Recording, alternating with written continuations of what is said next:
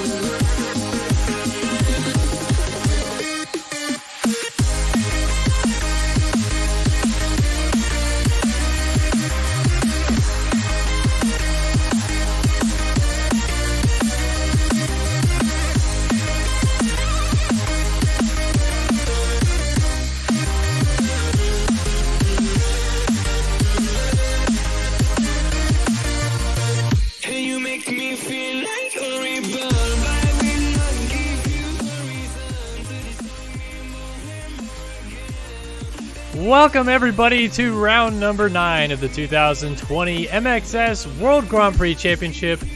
Live here on Starter Systems. Of course, my name is Kellen Brower, bringing you guys the action here for the Race Factory Grand Prix of Indonesia. That's right, we are in Palembang tonight, getting ready to do some MX2 action to start off the evening. We're going to have 2 back-to-back MX2 races to start off our evening, and I think we may not even have a consolation race.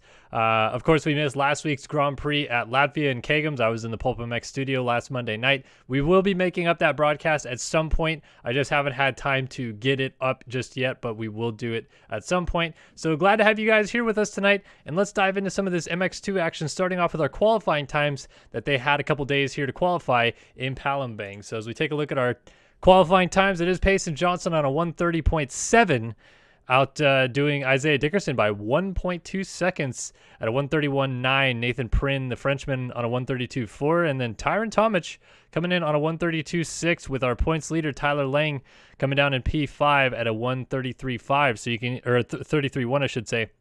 So you can even see over 2 seconds of a gap between our fastest qualifier, Payson Johnson, down to Tyler Lang in P5, which means Johnson looks like he has got things going here tonight, and we're going to see whether or not he can convert that into a good score. Well, as I mentioned, we may get away without a consi, but it looks like we might actually still have one here tonight. This 250 class always stacked full of riders all the way down through, so everybody from this 37 spot, Liam Atkinson on back that got times in, should be headed to the consolation race right now.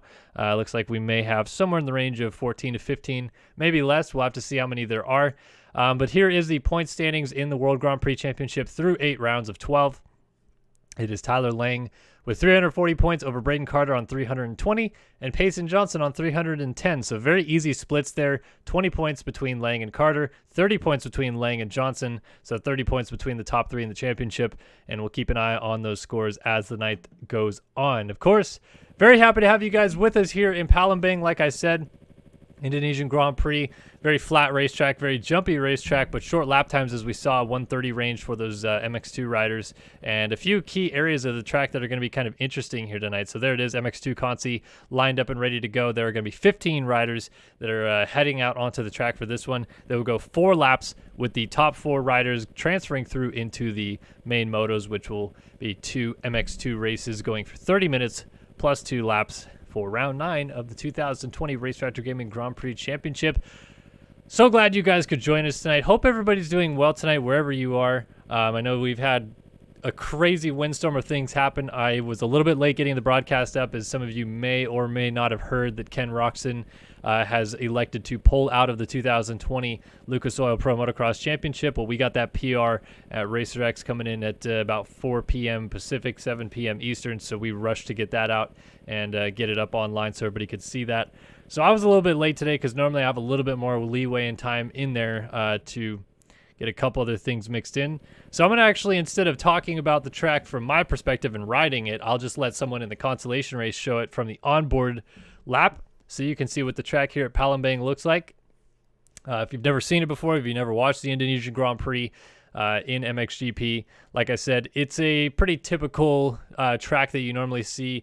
We had the Grand Prix of Thailand that was pretty similar, pretty flat track. They did have the Semarang Grand Prix in Indonesia that was a little bit hillier, but most of these are almost built in a car park of some kind, very flat and really just kind of, I don't know, kind of your local track feel to it. It's very interesting to have a world stage motocross event happen there, but they obviously go there because the Indonesian market is huge for motorcycle purchases, and they get a good fan turnout for the Indonesian crowd there, so it makes sense. And we are going to be racing here tonight for basically the next 3.5 hours, so buckle in if you haven't already. We're going to bring you guys this Consolation race, followed by 2 MX2 races, then a bit of an intermission, come back on the other side, a potential MXGP class qualifying race, and then 2 MXGP class races that will again go 30 minutes plus 2 laps. All brought to you guys live right here on Start Your Systems. Hopefully you are ready to go racing here in Indonesia.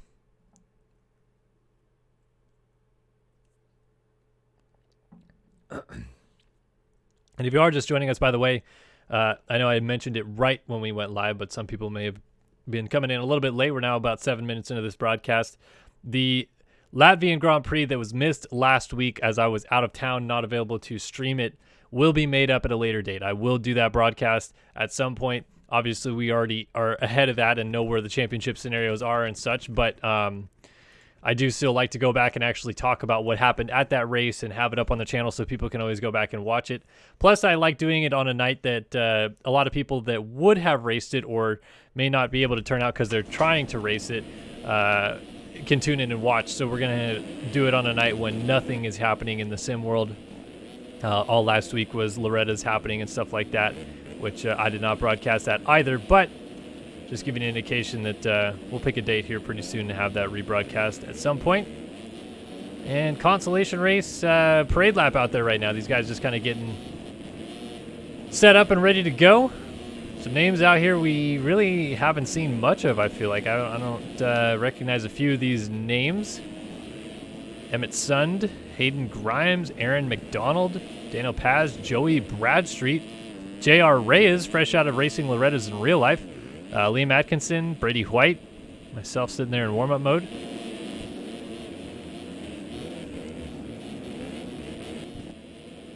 And these guys are all getting ready to go here for the Consolation race.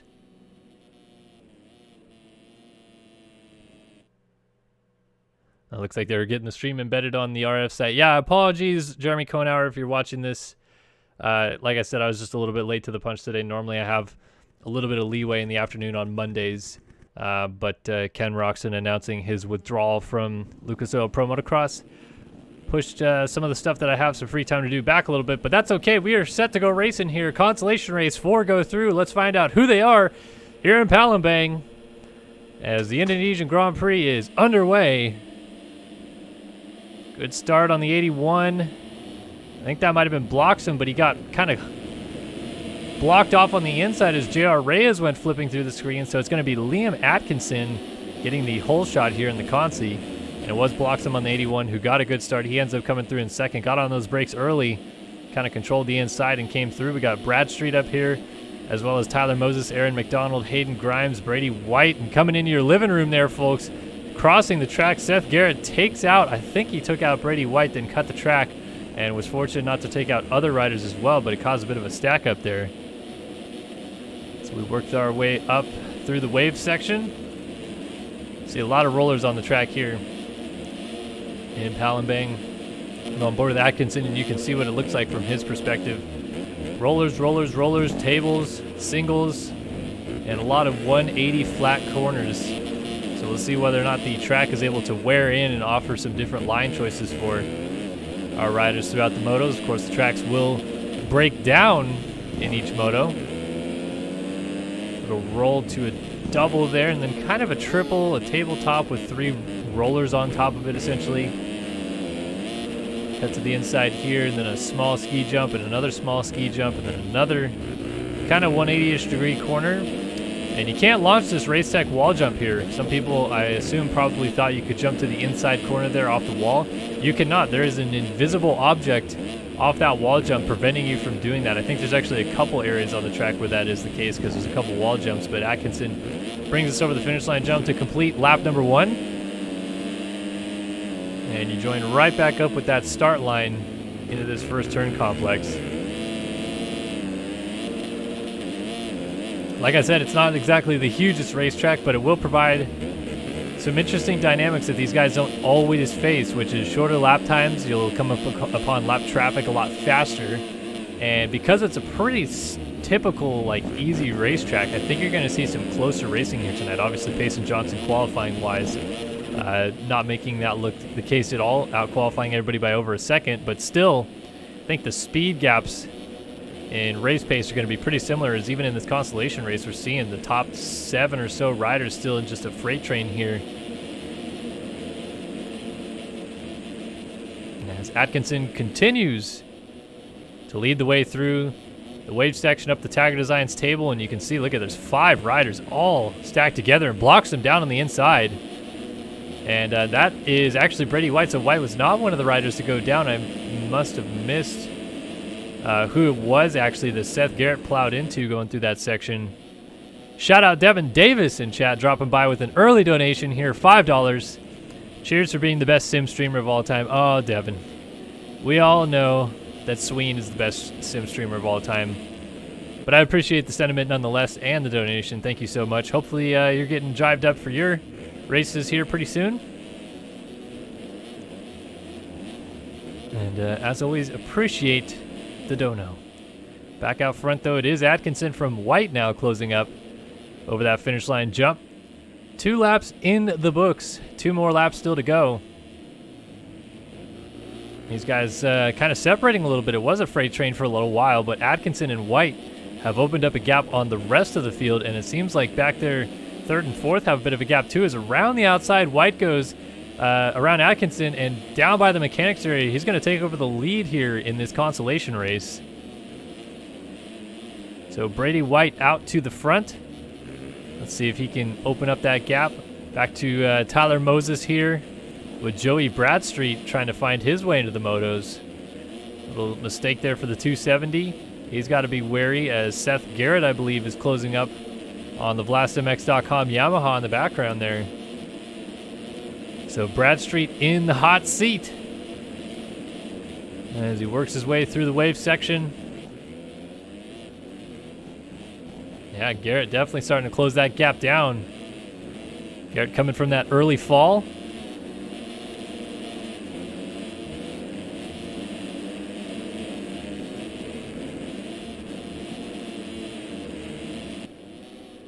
So Bradstreet actually kind of sandwiched between a couple of VlastMX.com riders.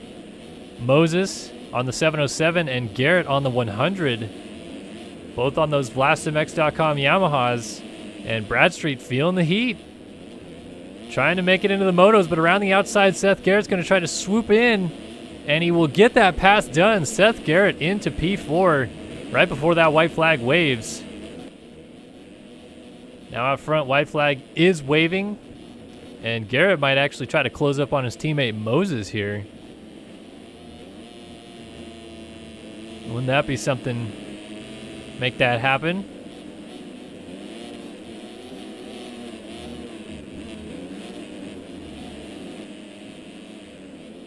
Bradstreet just trying to hang on and hope that perhaps the 2 teammates maybe even get together.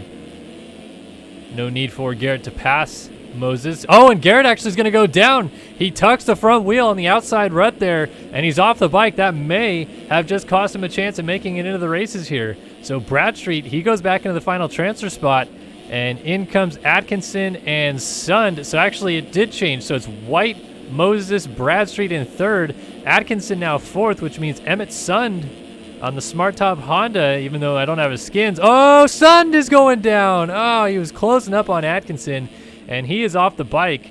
So through goes Garrett and JT George, the BPC 284. Looks like they are going to have a tough time getting to Atkinson ahead of him, though, as he only has about 5 corners or so to navigate. But we saw with Seth Garrett, nobody is safe. Meanwhile, up front, Brady White about to head up to the finish line, jump, and head on through to the motos as he comes through the final corner, down to the finish line jump, and Brady White wins the consolation race here in Indonesia. It is Moses second, Bradstreet is going through in third, and Atkinson will follow him home in fourth. He's headed through to the motos, as Emmett Sund going to be the first man out in fifth. JT George also headed back to the semi in sixth. Hayden Grimes going with him. Chandler Bloxham missing out. Seth Garrett looks to have called it an evening early here. Ethan Holland, Chucky Nygren, George Knight, Aaron McDonald, Daniel Paz, J.R. Reyes, and myself will also not be headed through to these MX2 motos coming up here in just a moment. So we wait for Holland to cross and Nygren. And we'll be getting those cuts in to see if anything changes.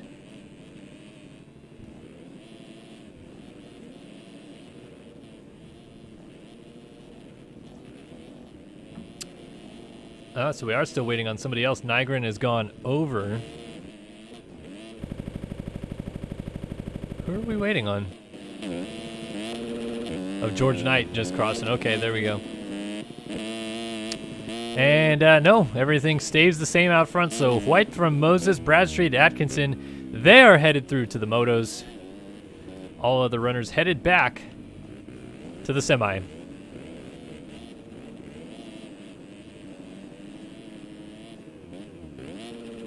Studio 8 Hotel Palembang. Gorgeous facility here built by Alex Efforts. Studio 8 up here. Logo. This is actually a real hotel. I think it is called the Hotel Palembang that overhangs this racetrack. I believe most of the MXGP paddock stayed at this hotel last year when the Grand Prix went there. Kind of cool. Not often you have a big facility or building like this that sits right next to the racetrack. So you could quite easily have just come out and got yourself a nice scenic view room here at the front of the Studio 8 Hotel Palembang. And just watch some MXGP racing.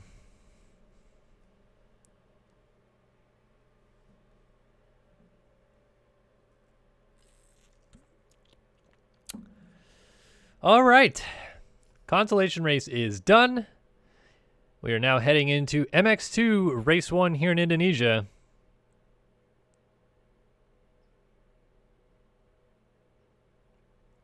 MC Andy Williams dropping off. He says he's back again, laying in some $279 Canadian dollars.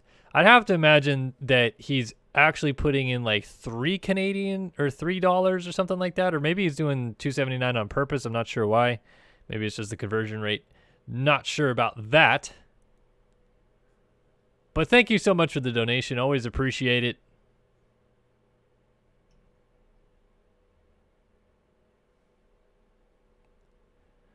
And hope everybody's doing well tonight. For whatever reason, I cannot see any live viewership right now, so I only see chat.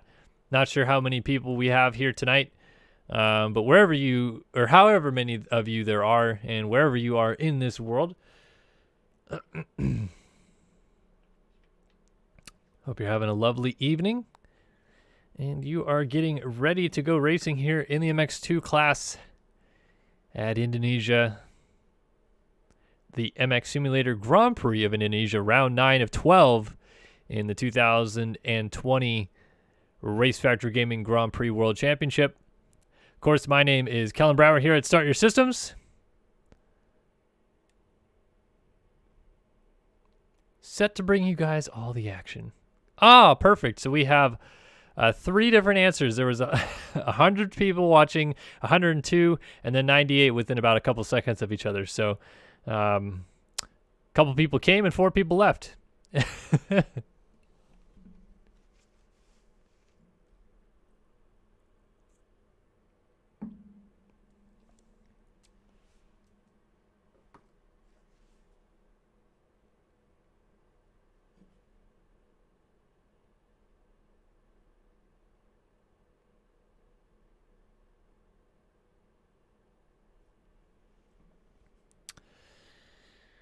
All right, just getting loaded in here back into the server for Palembang.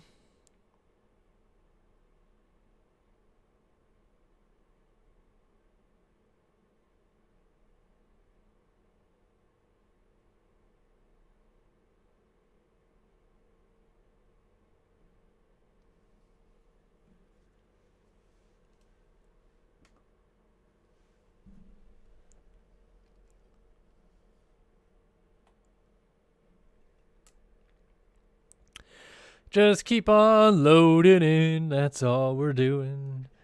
Because everyone scrams their skins.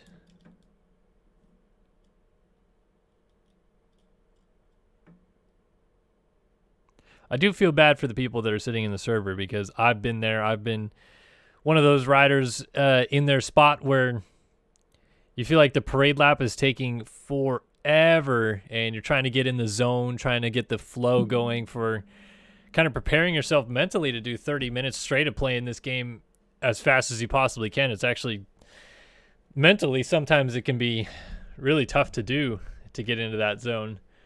So I do understand why there is some frustration in the server when it takes me a long time to load in. But hopefully they can forgive me as I do my best to bring them some quality content and coverage here of their races.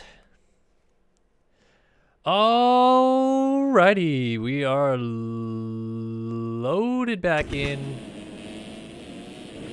Cameras. Looks like everybody's in here and ready to go. We've actually got a gaggle of people hanging out in turn one. Looks like they are touching tires here. We got Eagland. Is that the 39 of Seawold? So we have the 49 of Lang, the 260 of Dickerson. It is Seawold, and they are just all having a blast in turn one. Hey, why not? Getting deep into the championship. Lang still got that 20-point lead on Pace and Johnson, so it's all to play here for Pace and Johnson. I'm sorry, Braden Carter is second in the standings, so he's got a 20-point lead on Carter, a 30-point lead on Pace and Johnson.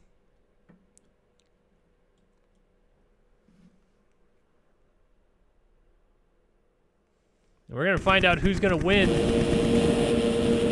MX2 Race 1 here at Palembang. The revs are up and the gate is down in Indonesia. We're off and running MX2 Race 1 into turn number 1. It's a gaggle of Panini Motorsports Kawasaki's, and one of them's going to get the whole shot. It's the 57 of Colby Eagland. He picks up that Race Tech whole shot, and he literally leads all of his teammates through. It's Eagland from Johnson and Whelan up front. And we saw a rider going down to the background. Couldn't quite get the number on that. And the other Panini Motorsports riders trying to move up into third right now. It is Dalton Plessinger on the 23 around the outside. Now, I'm sorry, he's moving up to fourth. That is around the outside of Trevor Burns. He was trying to make that happen.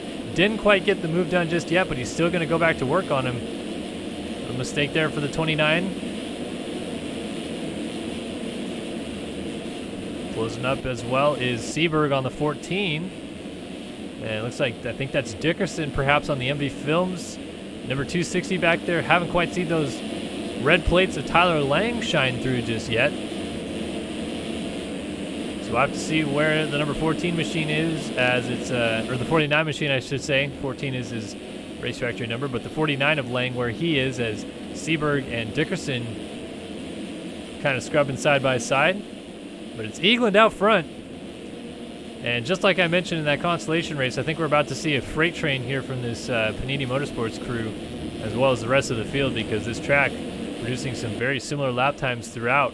And it's going to be Eagland from Payson Johnson and Bryce Whelan. So we don't even have Nathan Prynne, the other Panini rider up there. Johnson around the outside tries to get the pass done on Eagland's, not going to work. So he has to tuck back in. And Whelan's just sitting back there watching it all happen. Literally another day at the practice track here for the Panini gang. And suddenly Whelan putting some pressure on his younger teammate here.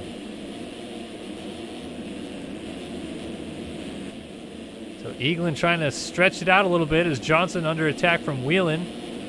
And then he starts closing back up a little bit on Eagland and getting away from Whelan. Seems pretty even kill so far, though. Not much gain, not much loss. Johnson trying to convert on a fantastic qualifying where he was over a second faster than everybody into a couple Moto wins today and really put himself back in this championship fight coming down the stretch here. And he's going to pull up alongside his teammate, launches out almost a flat, and oh, cross jump city, contact, and they're both going to go down. Huge cross jump from Payson Johnson, far right to far left, and he gets into his teammate Eagland, who took the whole shot, and they both go down, losing several positions. Dickerson able to find his way through ahead of them, and they get up with Johnson now ahead of Eagland, and Eagland goes down again, maybe pushing the envelope, a bit frustrated there from the contact with his teammate as they had it all to play out front, and it's all gone so bad so fast. So Whelan now leads through lap number 2. Trevor Burns has moved up to second on the 65, and it is Dickerson now in third. Payson Johnson under attack now from Ben Seberg as they cross the finish line jump. I'm sorry, that's Seabolt. So another of the Rockstar Husky riders. It's Jeremy Seabolt now coming up on the 39. And Seabolt trying to put some pressure on Payson Johnson here as they go down by the mechanics area. I don't know if you're the person to take this up with, Mr. Alex Efforts, as you're currently in chat.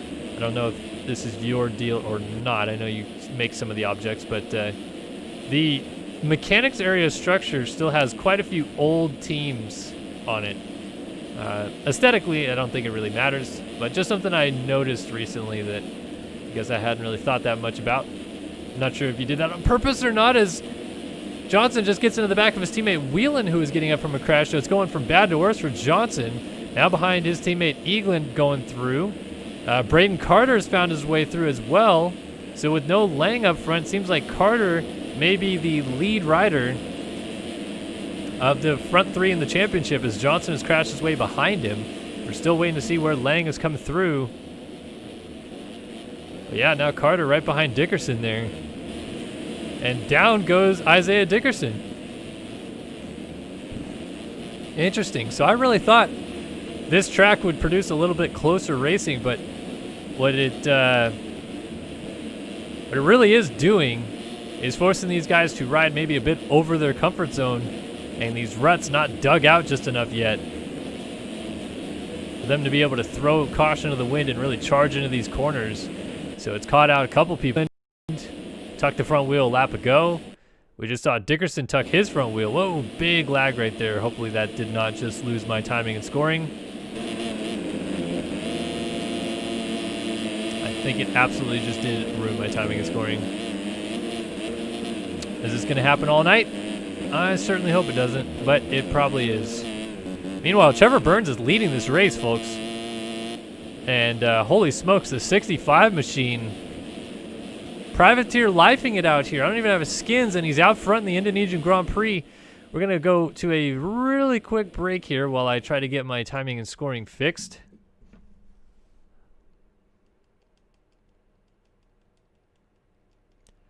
So we'll get loaded back in. Apologies for this moment here. So as we head back out front and find Trevor Burns will go on board at the 65 machine. And absolutely, the 65 still leading this thing here.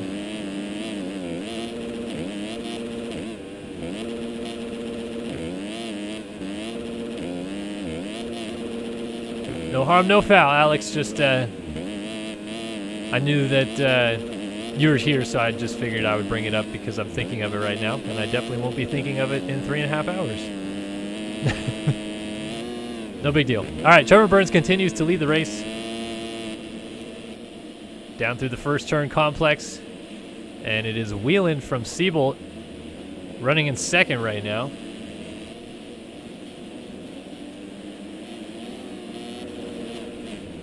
So we have had all kinds of problems for our leaders. This Panini trio that started out front just couldn't quite hold it together and have started to fall their way back down the field a little ways. Whelan has been the one that survived the most. But under attack here from Jeremy Seabolt.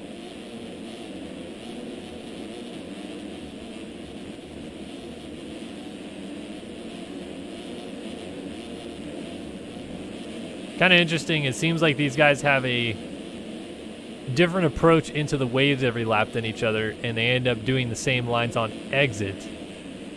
So it's kind of funny how some of them, they like to either pump wheelie, one or two of them, or they double in, or many different techniques to attacking a section of rollers.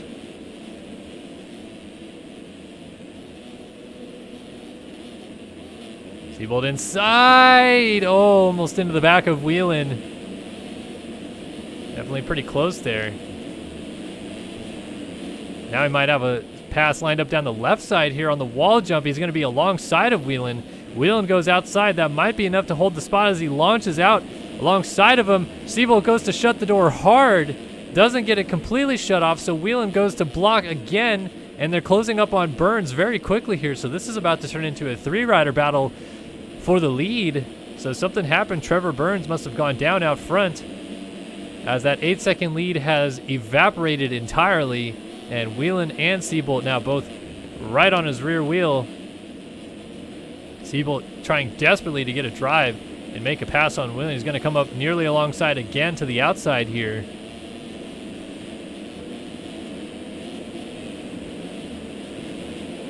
Both scrub it on different sides of the track, and then Seabolt elects to take a different rut. Doesn't seem to work.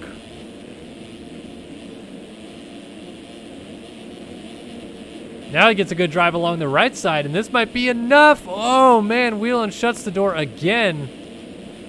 We got some lapped riders already. 241 moving out of the way. Was that Daxton Bennick? No. I kid. And Whelan has survived many attacks here so far from Seabolt. And instead it looks like he's trying to put his head down and go right after Burns out front. And Burns lays it down, so that's going to be Whelan to the lead. Seabolt now to second, and Burns falls back right behind him in third, so he's not completely off for the lead, and Whelan goes over the bars. So now it's Seabolt to the front. Burns moves up into second again, and just nobody wants to hold on to the race lead here. So this is going to be the third different race leader coming through to complete lap number 6. 6 laps in, 3 different leaders at the end of these laps so far. Come on, internet. Why? Thank you for not doing the timing glitch.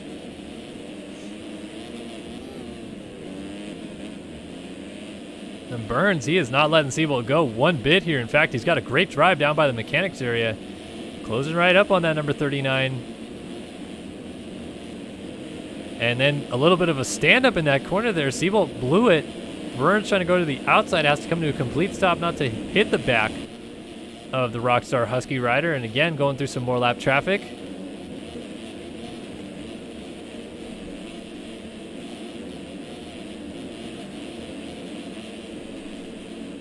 But Trevor Burns, despite coughing up the lead here, is definitely not letting things go by the wayside here. He's going right after Seabolt again. Really good stuff so far from Burns, who we really have not seen much of it all at the front this year. And right now putting some serious heat on the 2020 Race Factor Gaming Supercross champion, Jeremy Seabolt. Although now he makes a couple of mistakes and falls off the trail there. So Johnson has moved back into third around his teammate Whelan. And Carter now runs fourth. He's right ahead of Ethan Gerst up here in the 5 spot. Colby Eaglin now sits in 6th. Dickerson back here 7th. It's Hockey in P8. Jackson runs 9th. And Brandon Nygren is 10th, saves 11th. And then our points leader, Tyler Lang, coming through in 12th. So Lang still has a bit of an uphill climb here. But fortunately for him, he's not that far off the groups ahead of him. I think he's maybe about 20 seconds, 30 seconds off the lead. But less than 20 seconds off of top 5 right now. So definitely has some time to work with. And he's currently working on Benjamin saves on the Elevated Motorsports number 54 machine ahead of him.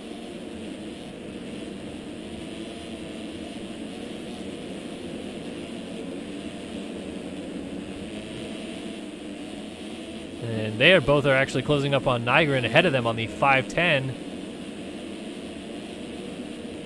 Tyler Hockey, Colby Eaglin. We went through the field earlier a little bit to see where everybody is at. Burns has lost another spot, so Johnson moves up to second. And Siebold down with the lead, so Johnson to the front. Another lead change here in Palembang. Not even 8 laps done and 4 different leaders so far. So Siebold drops back to second. He is still going to be ahead of Trevor Burns, whom he was ahead of when Burns went down. And Braden Carter has now actually moved up into... Oh, hold on. No, yeah, all right. So Braden Carter is up into third. Gerst has Burns right behind him, and Burns actually going to make that move. So Gerst has to deal with his fellow 260 compatriot. Gerst is running the 160, and Dickerson now running the 260 in the GP scene. Although in the American scene, Gerst runs 260, and Dickerson's runs 26 as a career number. And they're having a bit of a fight here. And this is a dispute over 7th, I believe. So down the inside, Dickerson trying to make the move, and he's going to go down, but he stays on 2 wheels. He slid it out and back through the mechanics area.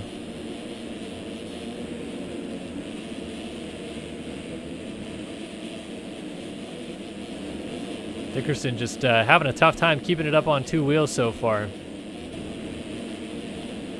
Got to have a better time of that as Payson Johnson continues to lead out front here. We'll go on board with him. And let's see if we can get 10 laps done before we get another lead change here. You can see, though, the track map in the upper right-hand corner of the screen. There's 40 riders on this track. Lap time is hovering in the 133 to 140 range, I would say, for most people throughout the field. So you're having a shorter lap time. You have 40 riders on the track. You're going to have some lap traffic to deal with, and we're not even halfway through the moto. Johnson already dealing with quite a bit of lap traffic here. I think he may have even just lapped Tyron Tomic there on the 311. 8-second lead for him, though, onto lap 10. That's another thing as well with these short lap times, is we're going to have a lot of laps ran here tonight, looking at probably somewhere in the area of 22 to 23 laps for the moto here, which is mental.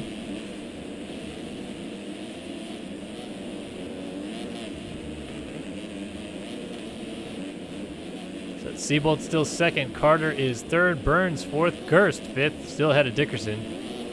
And Dickerson is closed back up on the 160 machine again.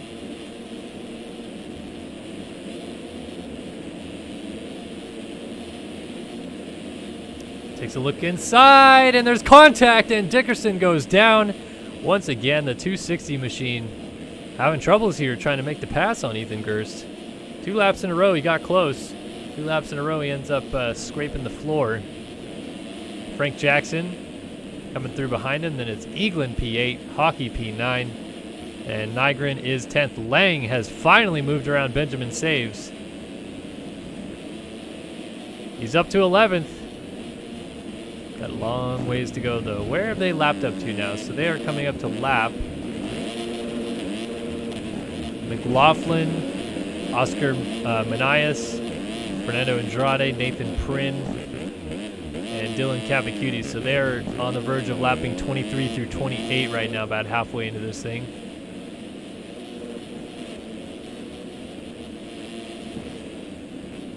Battle for second brewing. Siebold under attack here from Braden Carter, and they are still not too far off of Payson Johnson, who just had a little bit of a moment after the finish line jump, tucking the front wheel, losing traction down into the first turn area. So we actually have a bit of a battle brewing here between our top 3. As it stands right now, Johnson and Carter clawing some good points away from Tyler Lang. Really solid points. But the big swing, I think, would be that Johnson is getting 5 more points than Carter. So he's only 10 points behind Carter in the championship. Carter 20 points behind championship leader Tyler Lang. But Payson Johnson maximizing his points haul at the moment. Rider down, was that Siebold? It was Jeremy Siebold. on the 39 Rockstar Husky. Lapped rider right behind him that's got up with him. Eric Thompson dropping by with his first donation tonight. Thank you so much. Coming in with nothing but love donos.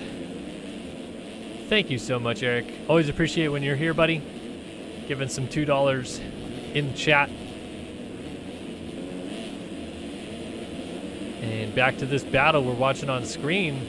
Front three is still only separated by about 4 seconds, and Seabolt, who had lost that spot, seems to have closed right back up on Carter. He does not want Carter to have this 2 spot. And it's ignited a bit of a flame in the 39 machine, it seems, as they come down to the finish line jump once again. Johnson, Carter, Seabolt over the line. Kind of surprised the track hasn't worn in as much as I kind of expected it to.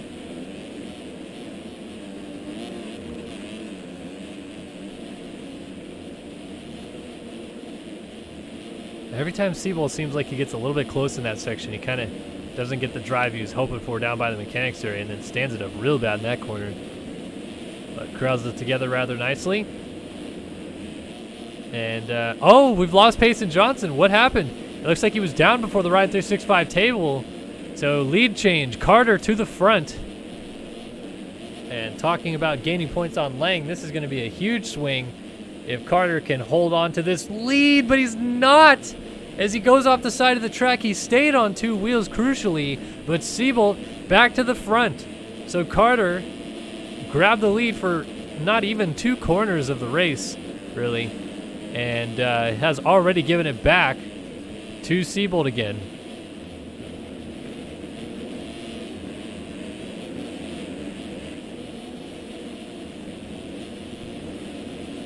And look at the lap traffic, just so much of it already mixed in here. Like I said, these guys are gonna have to deal with a lot of it, and on this wall jump, oof, tricky. Is that the 266 of Casey Cochran? It looks like it is. BPC rider, he is not a Rockstar Husky rider. Has those Rockstar Husky graphics, but he's on the BPC racing team. Notice subtle differences. Mainly on the number plate, you can see the MotorX logo. As Seabolt pushes Cochran way out in the first corner. Maybe he wasn't happy with Cochran not allowing him through there, but he just runs him deep into the first corner, and it allows Carter to really close that gap down. So Carter on the 18 suddenly right mixed in here. Seabolt, Carter trying to go for the lead as they weave through some lap traffic. Shout out Dom A948, $4.99, says it's a nice stream. I think it's a nice donation that you have given up, good sir, and appreciate it very much. As mentioned in several of my past live streams, I have a 6-week-old baby daughter. Oh, contact for the lead, and Carter slides out. Here comes Johnson trying to get around Seabolt. Real quickly, though, I do have a 6-week-old baby daughter that needs plenty of diapers, so all of those donations heading right to that diaper fund. Appreciate all donations, and we might have a change for the lead. Yes, it is. Johnson around the outside forces his way through and gets it done, but fighting back, Seabolt trying to get alongside, cannot quite get it in there just yet. Almost side by side with lap traffic throwing dualies in the background. Shout out Melissa Anderson, also a big fan, love all your vids. $1.99 donation, thank you so much, I really appreciate that. Like I said, you guys don't know how much those little donations help. Not little to me, they're huge. And big help for me every single time you guys donate, so I really appreciate it. That was Nathan Prynn, not Payson Johnson down on the inside. So Johnson still leads, excuse me, from Seabolt. And Carter, I mean, look at the lap traffic. Top 3 absolutely engulfed it at the moment. Casey Cochran on the 266 still right there. I think move alongside and let Carter through. Nicely done in the end. Oh, Carter almost stacks it in there as well.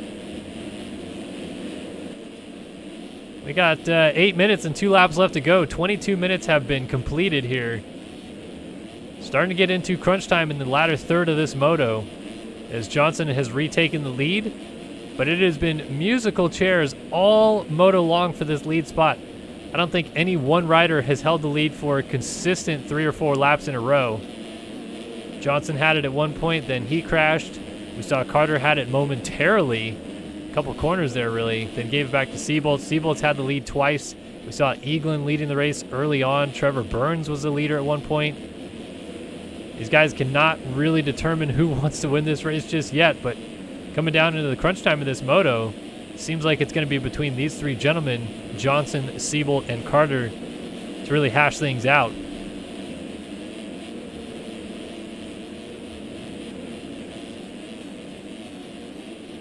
Still Trevor Burns back in 4th, and then Eaglin coming down this straightaway here in P5. Then it's Ethan Gerst in 6th. Isaiah Dickerson is in 7th. Frank Jackson is right behind him on the 67, but he just went down, but he stayed on the bike somehow. 9th back there is Kyler Hockey as he comes over the Ride 365 table. And Lang is in 10th still. So as it stands at this very moment, oh, Lang is off the bike. He goes down. And Seberg will go by. So Lang, who was 10th, goes back to 11th. And as I was saying, before I was so rudely interrupted by Tyler Lang crashing his brains out, Lang now back to 11th. He's actually only going to pick up 10 points this moto. And with Johnson out front picking up the full 25, that's 15 points gained. Although Seberg just went down, that's going to be another point gained. Lang picking up 11 points this moto, so that'd be 14 points gained for Johnson out front, who currently sits 30 points down in the championship. And Lang not doing himself any favors here so far in Palembang. Led this championship for a long time so far, has the number 14 machine. And this gap is going to come down hugely in this one, especially if Carter can get up back into 2nd before this is over. It looks like it's a little less likely at the moment. Shout out Alex Efforts as well. Studio 8 man Alex Efforts. $5 donation. It says, put it into your Lambo fund or diaper money account.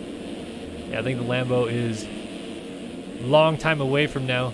I'm also not one that I think eventually I will be interested in buying a supercar or just a nice car of some kind. It doesn't have to be a supercar.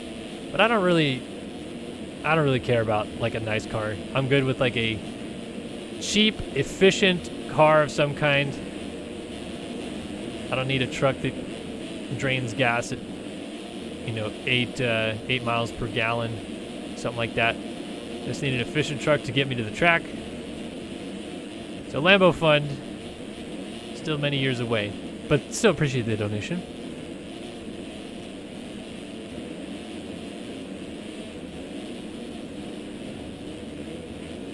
Seabolt weaving through some lap traffic. I mean, it is certainly scattered around here. Johnson again onto some more lap traffic, and they're finally starting to get through essentially the thick of it. Another lap rider going further lap down. So what have they lapped up to now? That was P15. Nathan Guy going by, and the leader is down. Payson Johnson is off the bike. That is going to be Seabolt back to the front. So Seabolt goes through on the 39. Carter nowhere close to this battle anymore, so it's really Johnson and Seabolt to dispute the moto win. But how about this change in fortunes for Payson Johnson?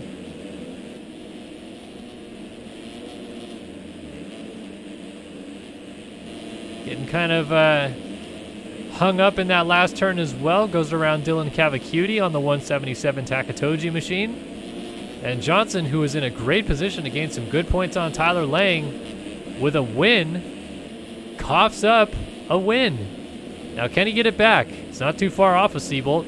We know Seabolt is oh so good and under pressure, especially late in the race. Shout out to Carter Anderson. Buck99 says, him much money to ride with you. I think it's how much money to ride with you.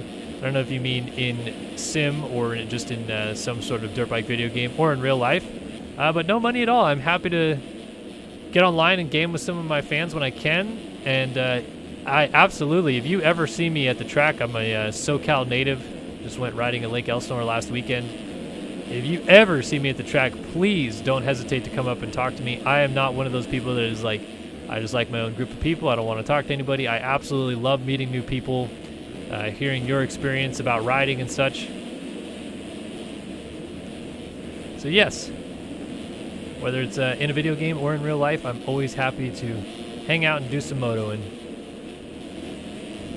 Free of charge. Coming up on 2 minutes to go in this one, and with the lap times where they are on lap number 18, I think Siebel is going to get back around again before the 2-lap board comes out. So 18 laps in. This is going to be over 20 laps then at that point, because it's looking like 4 laps to go.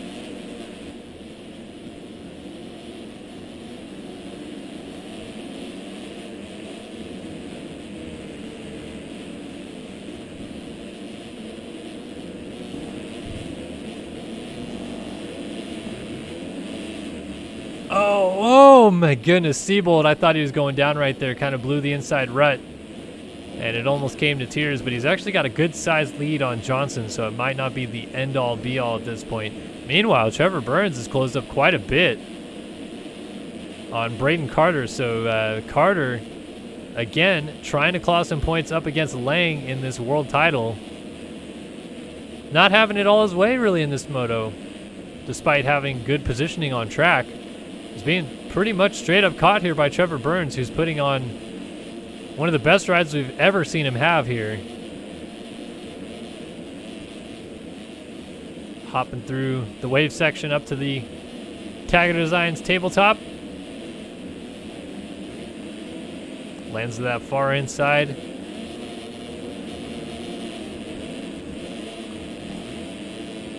Ooh, Burns a little mistake there. Gets hung up on a braking bump, really, is what it was.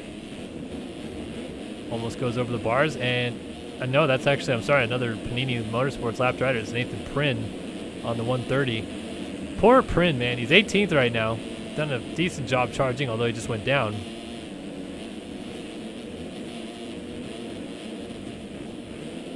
But Prynn, again, was very fast in qualifying and clearly seems like he has the pace to be a front runner. Even won a moto earlier this year at Lakewood in Colorado in the national championship. Just cannot seem to convert bad starts into good finishes. That is his kryptonite. He starts up front, he can run up front. But he starts down the field, he stays down the field usually.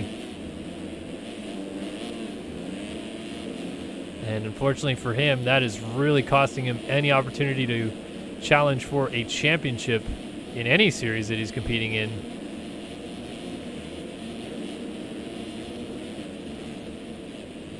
Back out front to Seabolt. And it looks like this time by he will get that 2-lap board as the 20 lap mark comes out as well. So this is going to be a 21 lap complete race. Running a full-blown Supercross main event here from back in the day. Another shout out to Carter Anderson. And just clarifying that he meant how much money to ride with me and in MX Sim. As mentioned, I appreciate the donation, Mr. Carter.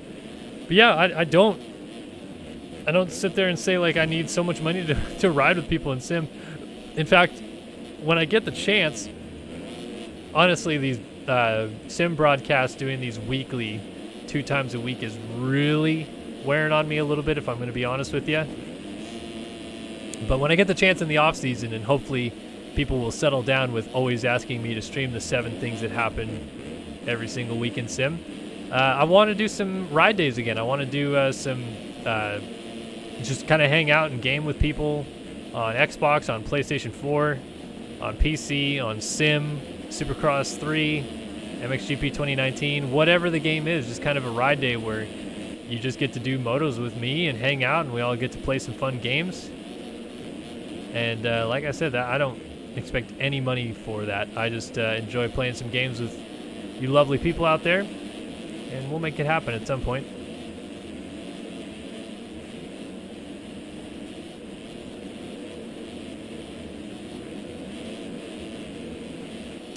So 2-lap car did go out for Seabolt. It is still Johnson in second, and Burns is up to third. Carter now back to fourth. Eagland is in fifth. Dickerson is in sixth. Gerst up to seventh. And Lang has crawled his way up to P8. So for Lang, that's a good salvage job on his side. And with Seabolt maybe holding on for a win out front, that's good damage control as well. As at most, he loses 9 points in the championship if he finishes in 8th and someone that's not battling for him in the championship wins the moto, which it seems like that's going to be what the case is for having Seabolt win this one. Might still have a chance to get to Gerst. I don't think he gets to Dickerson before this is over, as the white flag is now waving.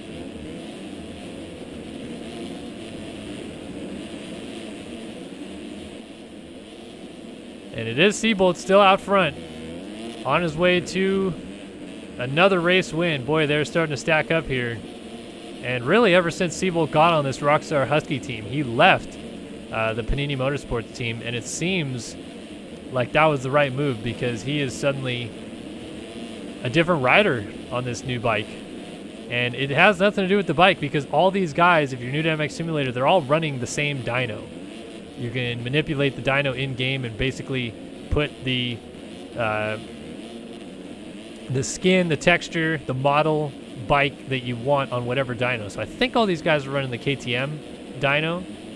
So they're all on the exact same bike. So it doesn't matter that he left one team and went to another for the feel of the bike because they're all the same. But maybe just a confidence thing to get on a team where he is, other than Leclerc, really the lead rider on that team. And a lot more emphasis put onto him. As well, that team is maybe a little bit more of a high-profile effort, if you will. They're ran by Arminas Jasikonis, who races for the Ice 1 Rockstar Energy Husqvarna team in MXGP. In fact, had a pretty good opening or returning round of MXGP racing in Latvia this weekend.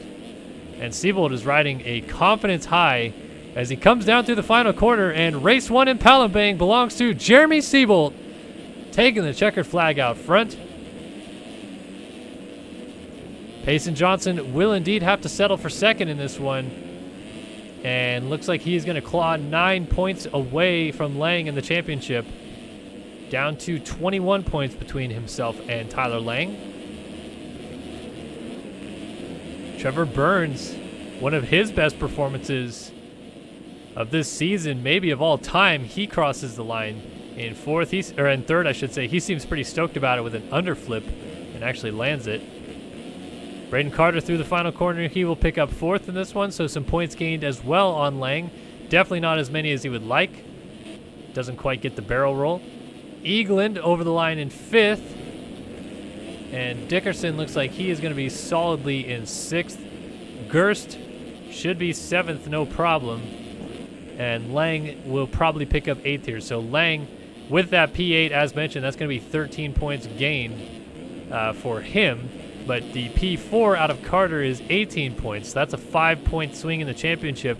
Now just 15 points separating championship leader Tyler Lang and Braden Carter in second, and only 21 points between Lang and Payson Johnson, who is still sitting in third. So all these guys clawed back some points that they needed to in the championship, but Lang did a nice job of salvaging to come through and pick up an eighth in this moto. Ninth looks like it's going to go to Kyler Hockey on the 25. Didn't talk much about him or Cooper Hunt at all this moto, but both of them putting in some terrific rides to end up inside of the top 10. And the last rider on the lead lap is going to be Frank Jackson on the Verocco machine. So they lapped up to P12 in this one.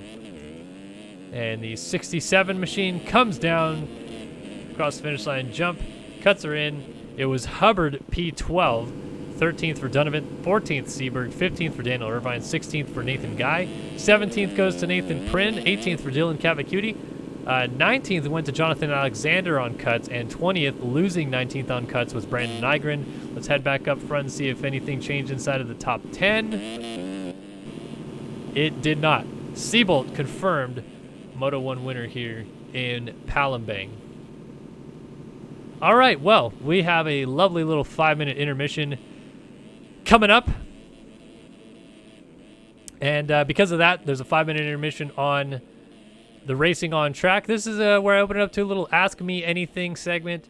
if you guys have a question for myself, Kellen Brower, here at Start Your Systems, now is the time to do so. This is where I like to interact with the chat. I know you guys just have a lovely time chit-chatting all the way through the motos, but as I'm calling the race, I don't usually take the time to respond to many of the chat requests or anything else that people may be bringing up. So now is the time that I like to do it. If you have something you'd like to talk about,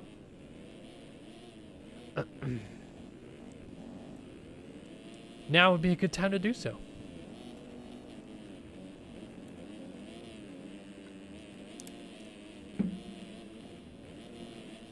The server, I don't know if it's locked, actually.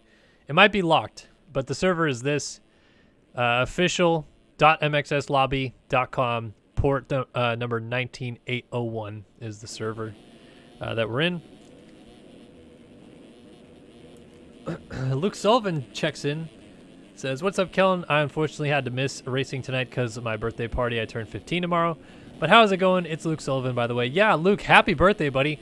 Happy 15th birthday. Hopefully the birthday party that you either just had or are having was a good time. Always a good time to have a birthday party. I know this is probably a bit of a different time that you don't always get to hang out with your friends, either at school or during the summertime or whatever with our current situation, but maybe you did a little bit now, I'm not sure. But happy birthday to you. Hopefully it's a good birthday and one step closer to getting your permit.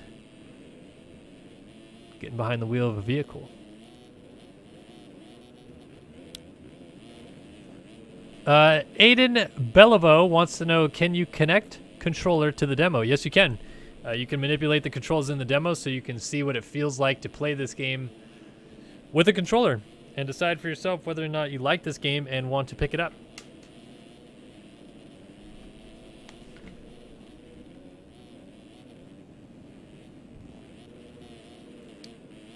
Lachlan Levy wants to know, am I still friends with Zaworski? Abso-freaking-lutely, I'm still friends with Nathan Zaworski. One of my best friends, I would consider him. Yeah, I love Nate. He's awesome. He is one of the nicest people you will ever meet. And I'm really bummed that this situation and having a newborn and stuff like that has taken time away from not only... I normally go and either fly to Wisconsin and hang out with Nate every year, or he flies out here and hangs out with me for a week or so. And we're not doing that this year, but I honestly haven't even gotten online and hung out with any of those guys in Discord lately, so I've been kind of bummed, but hopefully get to do that soon. Always love hanging out with the guys and Nate in particular. Hey, Kellen, still running your setup from the last vid you made on it. Do you recommend any changes? I actually haven't changed anything on my setup. I haven't touched my setup in years. That's probably why I'm so terrible at the game now, but yeah, I don't have any advice. I do want to get down and do some more MX Simulator tutorials soon and maybe do an updated setup video, but right now I have nothing for you. Lachlan Levy wants to know, does Brandon Berg still race? I don't think so. I haven't seen him in a couple years. Eric Thompson asks, how was riding at Elsinore? It was a lot of fun. Always love a good ride. And I want to try to go riding more often. I'm trying to do vlogs. I did vlog this weekend, but I think I'd look like an idiot on camera, to be flat out honest with you. I still might upload the vlog, but I want to go riding at least 2 or 3 times a month and vlog it and upload it here so you guys get to see, because everybody's always like, oh, we never see you ride and we don't know what your face looks like. But if I vlog regularly and promote you guys getting out and riding on the weekend, which I absolutely recommend, then yeah, maybe you guys will like the vlogs a little bit. So look for a vlog coming this week. John Hall wants to know, is that the same Casey Cochran that just raced at Loretta Lynn's? Yes, it is.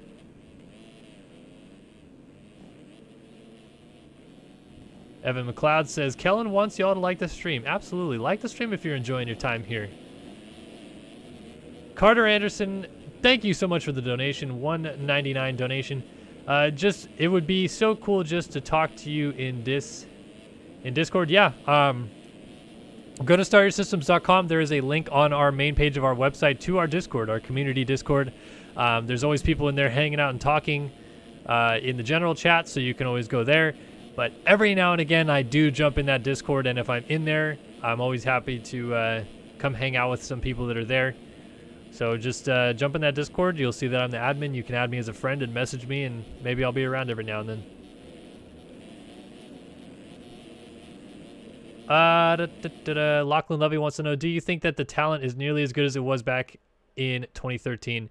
It's so tough to gauge talent in this game because I think that the high end of the game is much higher than it was in 2013. Like, people are legit ridiculous at this game compared to 2013. Like, you could crash a couple times in a Moto in 2013 and still pretty easily win. You can't do that anymore. So I would think that for the time, the 2013 talent pool was ridiculously good, but I think nowadays you just have so many guys that are so good consistently, it's kind of tough to beat. Oli Brum wants to know, do I need to have an Xbox controller to connect, or can I have a PS4 controller in? You can have either. I think you just need to have DS3 or DS4 connect for your PS4 controller to make it work. Chase Blakely says, hey Kellen, what's up, man? Thanks for streaming. Love to see it each week. Half the reason I race now nowadays is to keep watching the stream. Oh, thanks, Chase. I appreciate that. I'm glad that you watched the stream backs. And yeah, thank you so much for the comment. I appreciate that. And Luke says, same Chase B, love watching the stream backs. Maybe not last week when I went 30 minutes but lost, but still thank you. I appreciate that, guys. That means a lot. I'm glad that you guys do actually watch it. And I'm not just doing this for nobody. It's good to have a good audience here hanging out all the time, and really, really, really appreciate it. Looks like you guys are continuing on the discussion with yourself in chat. So I'll head back in and take a look. Oh, there's a question. Aiden Bellavo wants to know, what days do you stream? Well, currently I stream every Monday and Wednesday night because that is when the MX Simulator Pro races are. Mondays are the Grand Prix Championship. Wednesdays are the National Championship. But that's going to end at the end of August pretty much. And then I don't know what I'm going to do. I'm probably going to take a month or two off, as I usually do. Streaming 17 rounds of Supercross, 12 rounds of GPs, and 11 rounds of Nationals. I love it. I'm not going to lie. I do love broadcasting, but even that much broadcasting gets a little tiring after a while. Like, I am to the point where it's pretty deep in the season. I'm running out of steam. I still love being here and chatting with you guys, but I'm pretty effing tired right now. Doesn't help when, you know, you have a young newborn in the house and she wakes up a lot during the night. And then there's the strenuous week coming up at Racer X with the Nationals about to start and stuff like that. So I've got my head spinning in 38 different directions there. And then to come back and stream this is a lot. But I'm still here. I'm still enjoying it. And I'm still happy to bring you guys all the action, which we are now set to bring you guys MX2 Race 2 in Palembang. It is the gate drop off and running. Who's going to get that Racetech.com whole shot into the inside? Dickerson clips Eagland, and they both go down. Well, at least Eagland went down. And this time it's going to be Jacob Hubbard, 75. LastMX.com picks up the Racetech.com whole shot. Nathan Prynn coming through. He's going to take over the race lead down by the mechanics area. And it's going to be Prynn, Hubbard, Cross, Lang, Burns up front. And that is a great start for Lang this time by.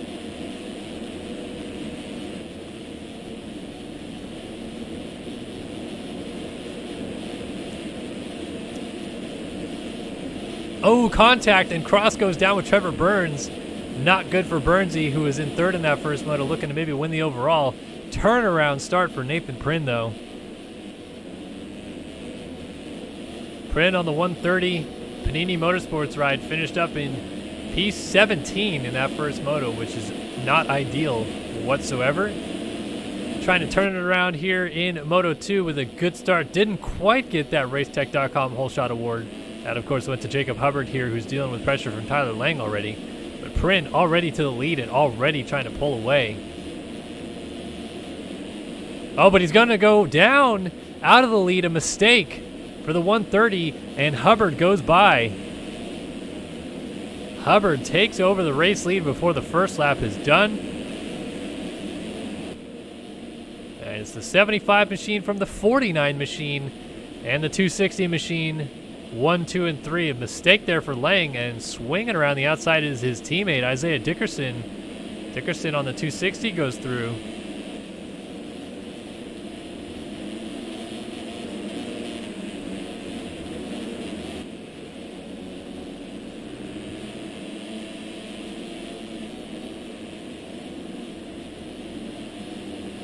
Bit of a freight train through this section. And the top three is starting to separate a little bit, but it's Isaiah Dickerson who seems like he's got the fire in his belly to go for the lead here. Early running still, MX2 race 2. Doubling his way through the wave section. Dickerson almost got a wheel in there. Backed out of the challenge and let Hubbard continue to have it.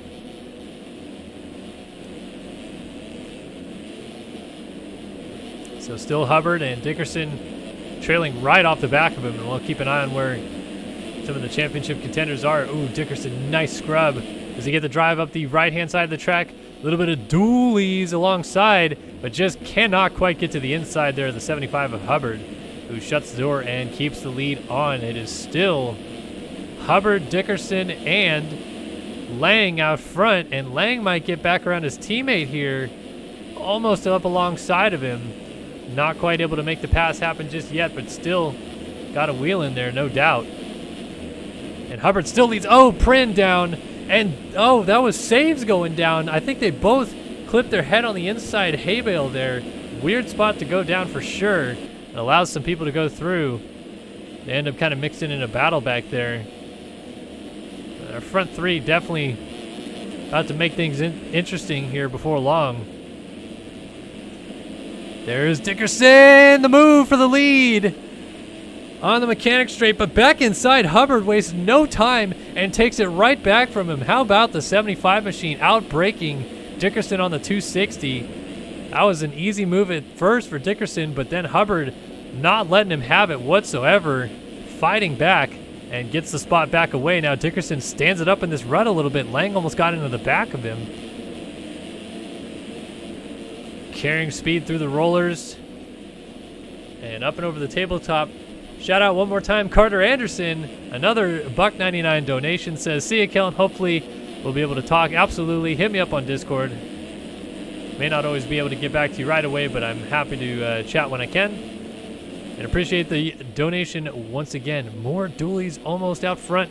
Dickerson trying to pull up alongside Hubbard. Just cannot quite get there. And Siebold on the 39 was starting to creep into the picture. Dickerson forces the issue, makes the pass, then gets pushed wide, and Hubbard gets it right back. It's back and forth we go in Palembang.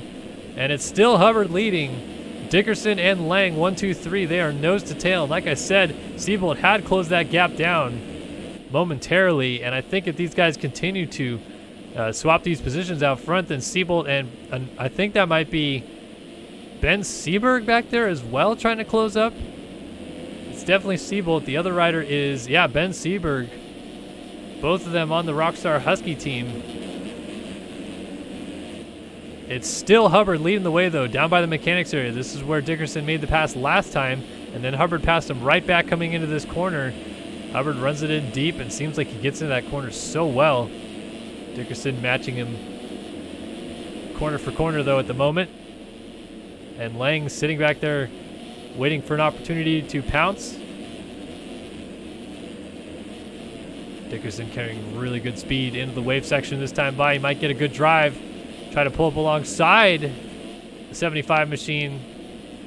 Not quite able to get in there just yet. And Hubbard holds it down to the inside. Man, Jacob Hubbard, what a job he's doing. These attacks are relentless. And now down the inside. Oh, and Hubbard almost went down. I think he stayed up, though. Dickerson takes over the lead, though, from Lang, and Hubbard did indeed stay up. He is still there in third, but here comes that Rockstar Husky duo. Looks like Siebold actually got around, I'm sorry, Seberg got around Seabolt. So a change of positions here for the Rockstar Husky duo as the 14 finds his way through on the 39. And he suddenly is closing right up onto the back of the 75. And it seems like both these guys are going a bit faster than our lead duo. The MV Films gang out front of Dickerson and Lang. Be curious to see if they can't dispose here quickly of Hubbard perhaps and go after them. Seberg trying to cut back underneath. Can't quite get the job done just yet. So they might try a different line here. It's going to go middle. Once again, trying to get a drive down by the mechanics area. Just cannot quite get it. How about the drive down the inside by his teammate, though? Siebold fights back and gets the pass back on Seberg. So as they decide which of them is going to go after Hubbard for position. They're losing a little bit of time to those MV Films riders out front, so I think Seabolt's wasting no more time. He sees that gap going away. He's tired of waiting, and he is going after. Oh, and he went down. Seabolt has went down. He got sideways at the end of the rollers there, and he's off the bike. So Hubbard and Seaberg continue going, and Seabolt gets up. Oh my gosh, I thought Benjamin Saves was going to land on him, but Seabolt only loses one position really there as he drops back to 5th. But crucially loses a lot of time to the lead group. Front four still running very close together though, with Dickerson continuing to lead from Lang. And then Hubbard in 3rd might be under attack soon from Seaberg as he's trying to close that gap down.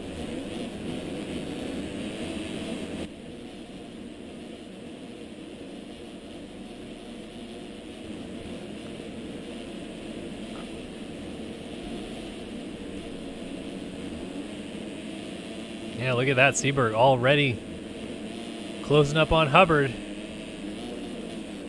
Does he have a spot picked out though yet? He didn't quite get it done in the mechanics area. He's just going to funnel in behind him here. He's just trying to get that power down, but he just doesn't seem like he has the same speed through here as Hubbard does. And then Hubbard's great on the brakes, but that time he outbrakes himself and goes off to the outside of the berm. So Seaberg in the end, an easy pass to get up into 3rd.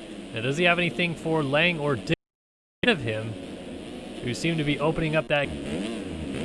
Come back. Abracadabra.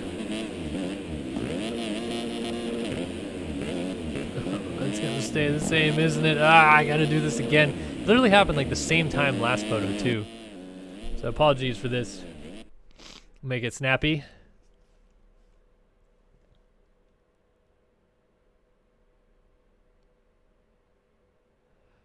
And we're back in, okay. So let's head back out to the front.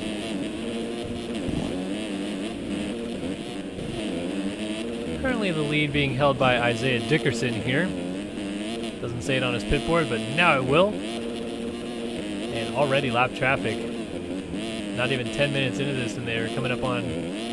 Oh, I'm sorry, Dickerson has coughed up the lead. Lang takes over the lead to go on to lap number 7 here. So while we're out of the server there just for a brief second, change for the lead has happened. And Lang now back to the front. Seaberg now in 2nd, I should say. Dickerson back to 3rd. Hubbard is 4th. Payson Johnson's up to 5th.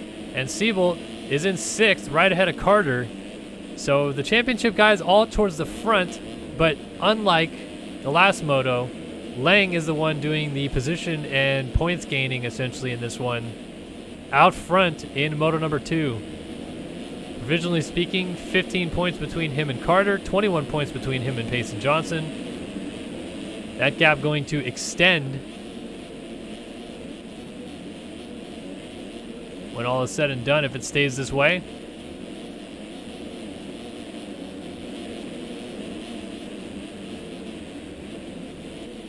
So Seabolt trying to catch up to Payson Johnson. He's trying to catch up to the lead group. Ben Seaberg right now, man on the move. Right out of Great Britain on the number 14 Rockstar Husky. Straight up passing his teammate, more experienced teammate in that, Jeremy Seabolt. And now, seemingly closing that gap down to Lang at will. Trying to get the lead away from the number 49 machine out front. Coming up on 11 and a half minutes into this thing. So about a third of the way through the moto.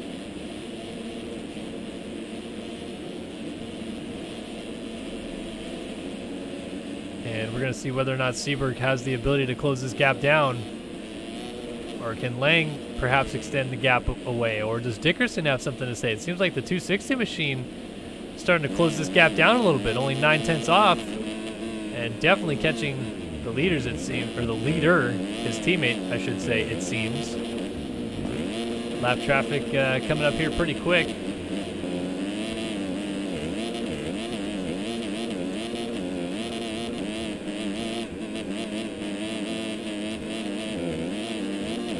Oh, Dickerson, great drive alongside Seaberg. Gets the pass done in a second. Easy done in the end. I mean, really just a terrific drive through the wave section.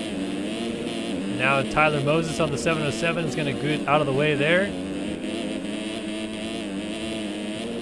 Suddenly, before you know it, Dickerson might be ready to put in the fastest lap of the race here. And with it, may very well have something to say about the lead of the race. Oh, and as I say that, commentators curse. Down he goes out of second. Pushing too hard, perhaps. Blew the inside rut there. And just gets up still in third ahead of Hubbard as the 75 machine just comes in there right behind Dickerson. Johnson still lurking as well. And then Carter trying to go with them all.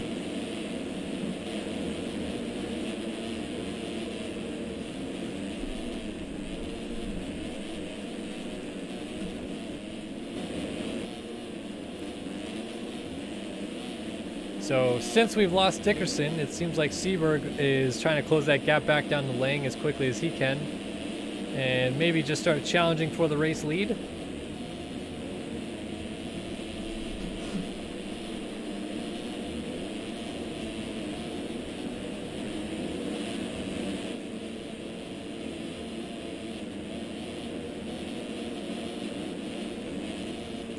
Lang's looking pretty darn good out front though.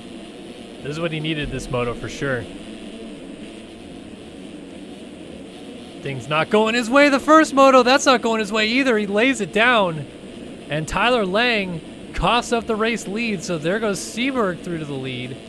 And the rider out of Great Britain on the number 14 Rockstar Husky leads in Indonesia in MX2 Race 2. Looking for a good day here.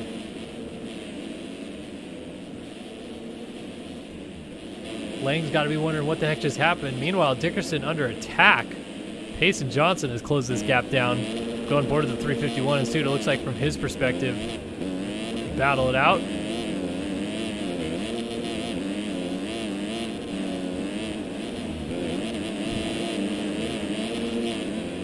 Almost alongside there.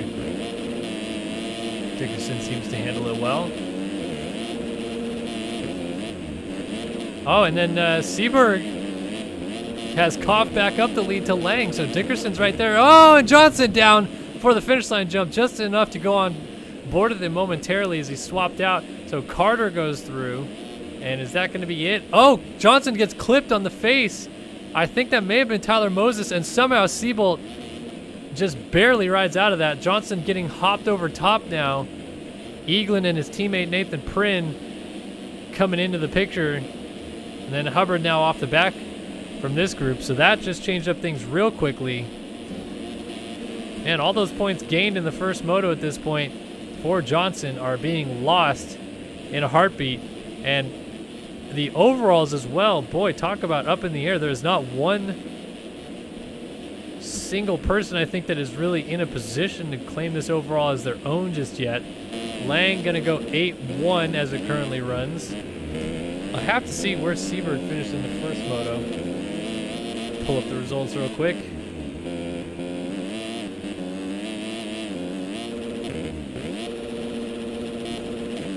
But Seberg 5 seconds down. He's still trying to maybe lurk up on these guys a little bit and do something.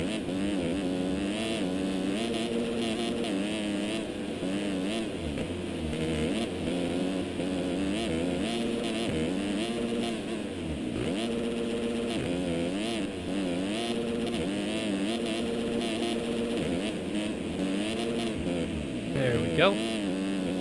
So in the first moto, Seberg, he brought it home in 14th, so really not in a chance to win this overall here.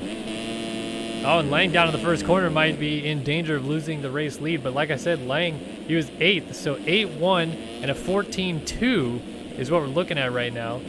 Dickerson looking at a 6-3, and Seabolt in it with the overall right now at a 1-4 it would appear. Although Johnson might be able to flip-flop that around if he can get around him. Back up front to the battle for the lead though. Excuse me. Oh my goodness. Didn't have time to mute the mic. So Lang once again under attack from Seberg. Both of these guys having a much better second moto than in the first moto that they had. But who's going to have the better one?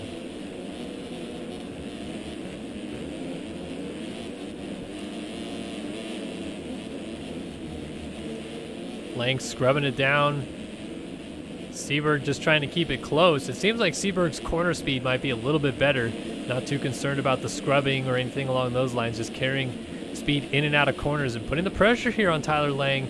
Man, he got that run clean, and he gets into the back of Lang and goes down. Oh, Seberg, he was so fast in and out of the corner that he just had nowhere to go on exit, and right into the back of Lang. Off the bike he goes, and here comes Dickerson trying to take over second.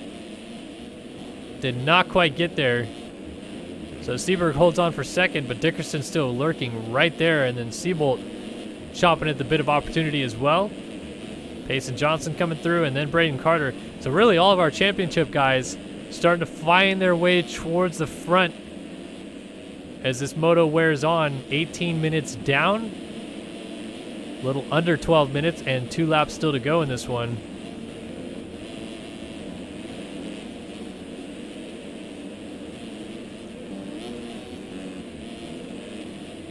Oh, Seberg down again by the mechanics area. Carter goes by. Eagland is just... Oh, no, he is going to try down the inside of Seberg, and he gets it. Eagland, 57, forcing the issue there. Following Carter through, and Johnson now right on the back door of Seabolt. So, yeah, this would really start flipping overalls on its head if Seabolt gets passed by Johnson. I still think Seabolt wins the overall if Johnson goes by, but it's tightening up pretty fast here.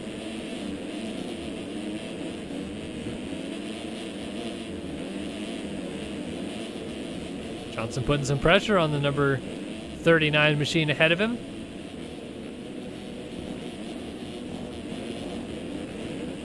Rider down. Oh, Dickerson was there actually, and Dickerson gonna get double passed. Johnson still trying to get around the outside of Seabolt, and there's contact, and Johnson gets hit by Dickerson. They both somehow stay on 2 wheels as they roll over the Racetech wall jump together. Now around the outside, Dickerson goes. I thought he might try to launch out to flat, but just doesn't quite get the drive.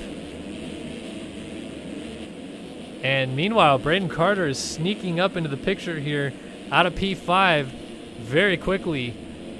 These guys about 17 seconds out the lead. And with 10 minutes still to go in this moto, there's a lot still that could happen. So Tyler Lang out front. This is not a guaranteed victory at all, especially with as close as everybody is. And Dickerson goes down. That's going to be a free spot for Carter, dealing with some lap traffic there. The 171 weaving his way around. And then Johnson also goes down at the end of the mechanic straight. So Johnson off the bike. Man, just crashes galore right now. Eagland ends up right behind Johnson. Carter gains 2 spots off crashing, essentially. Nowhere near Seabolt at the moment, though. And then Lang avoiding Casey Cochran. Getting a little sideways there. Still out front, though. It's all that matters to him. And Seabolt, his timing and scoring just glitched out, but we'll stay on board this battle for just a second because Carter just got by. Since Carter just got by, I don't want to lose touch of this battle. Even though timing and scoring is messed up, Carter's definitely ahead of him in second now.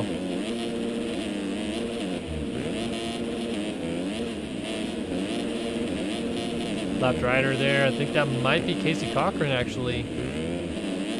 Ends up swinging to the outside and letting these guys go. Or at least letting Carter go. A little slice and dice there with Jeremy Seabolt.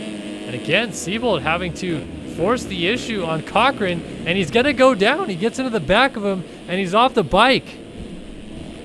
Questionable there for Casey Cochran, as we'll take the time now to refresh timing and scoring. But interesting there, Seabolt in the first corner in the first moto had to push Cochran out as he was lapping him. Just did the same thing, or was trying to do the same thing there. Cochran did not budge whatsoever, and I have to wonder if Seabolt going down in that situation may or may not affect Casey Cochran's status for future races here.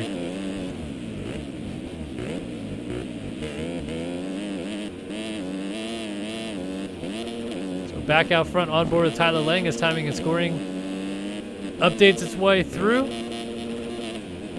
You'll see that gap continue to extend to where it currently is. Well, actually, it shortened up and then it re-extended, I should say.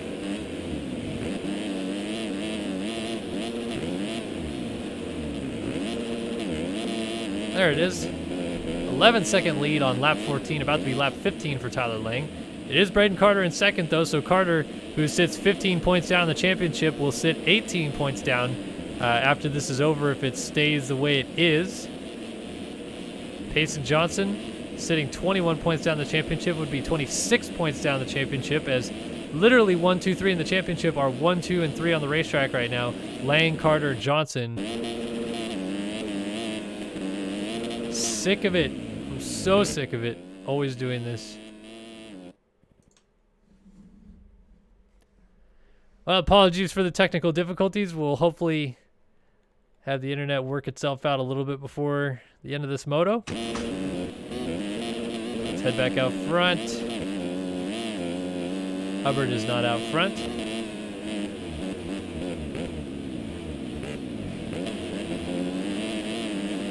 On board with Isaiah Dickerson momentarily, and then we'll go on board with Tyler Lang in a second. There we are.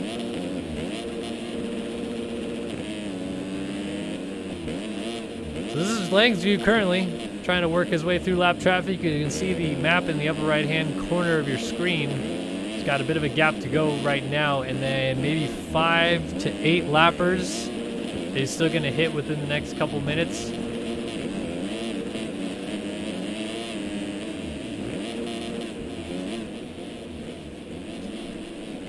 Lang, Carter, Siebold up to third. Dickerson is now fourth, and Eagland has dropped all the way back to fifth. So just when Eagland was, when Johnson was trying to gain some championship points here, it's all coming unglued, and he just got lag hit by his teammate, I think, or he just had a weird front end lock. I'm not sure what happened there, but he just slid out and fell off the bike. Lost time, lost another spot to Hubbard. Eagland gets away scot-free. Oh, Siebold just had a mistake in turn 1, so here comes Dickerson alongside. And Dickerson goes through and then hits a downed rider. And that might have been Alex Kerr on the Takatoji machine. Couldn't quite see exactly who it was. It's really funny, though, when I load back into the server, and you can see how much the track sinks down in some areas and then builds up in others, essentially. Because it looks like these guys are floating because the track is built up in some areas, and then you'll see their tires disappear into the ground because the track is sunk down in that area. But when I reload it in the server, it gives me a fresh track to look at, not the track that they've been racing for 20 minutes. As Siebold alongside Dickerson.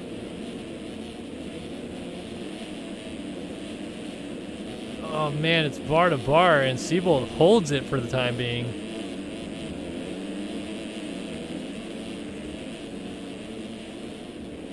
Nice scrub across for Dickerson. Dualies on the Ride365.com triple. And Dickerson gets to the inside to make the pass on Siebold, but 39 machine is not done. He's trying to fight back to the inside in this corner. Dickerson around the outside of him, holds it for the time being.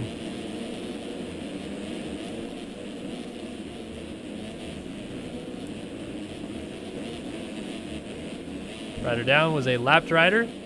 So Chase Donovan perhaps.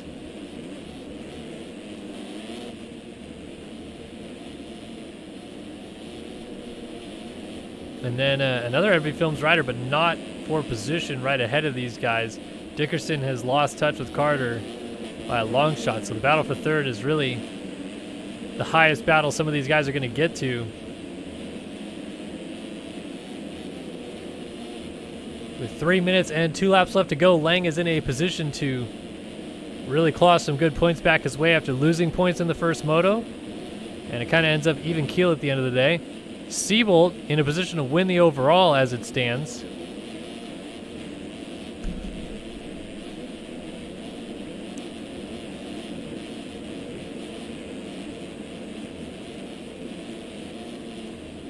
Or is he actually, now that I think about it? Yeah, he is. Okay, 1-4 to Carter's 4-2. Good enough for the overall. Unless Carter can come up and sneak a win away from Lang. which would help his championship scenario. Instead of being 18 down, he'd be 12 down. Dickerson doing a good job of holding Seabolt behind him for the time being. Let's see how long this battle lasts, though. Or will it last? Or does someone like Eaglin from the background there have something to say about it even?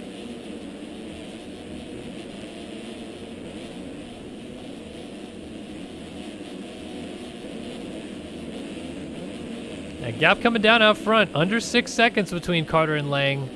I want to do a lap time check in a minute, but this battle just continues to rage on, so I don't want to switch away from it just yet. I'd be curious if we're going to do less laps as well, timing and scoring wise. Well, nah, they're going to clip it again one more time. I think we're going to do the same amount of laps.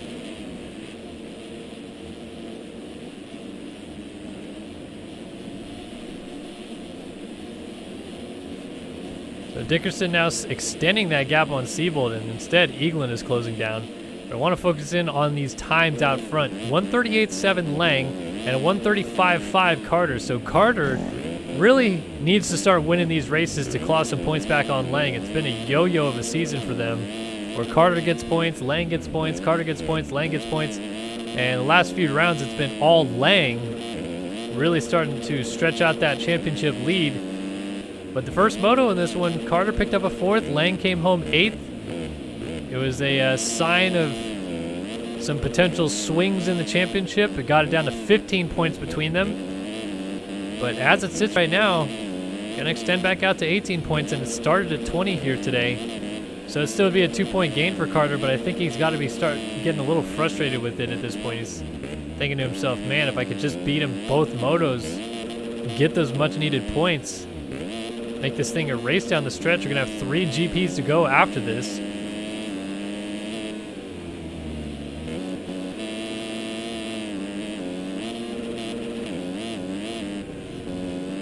Lap Riders moving out of the way nicely. And Carter a 36.6 to a 37.2. So another 0.6 of a second gain that last lap alone. Lang starting to weave through some lap traffic. Could play a bit of a factor here in that situation.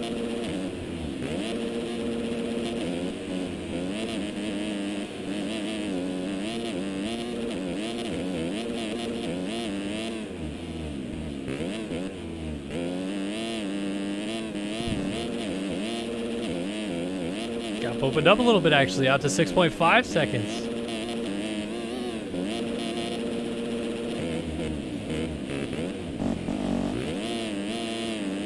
And now Carter made another mistake, so as that gap was coming down, it seems like Lang responded to the pressure that was starting to be applied a little bit and reopened the gap for the time being. So let's see if he can hold it.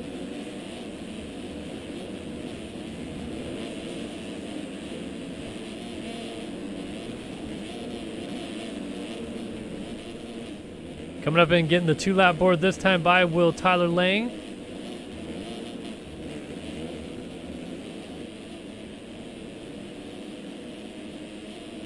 Two-lap card out. Oh, wrong button. Apologies. Apologies. I pressed the wrong button.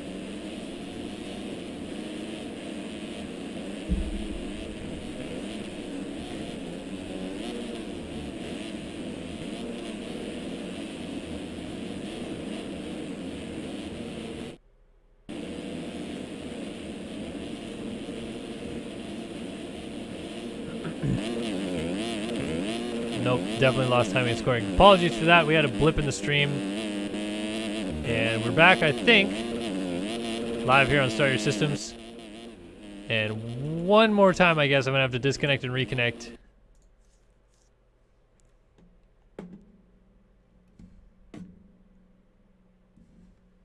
One last time.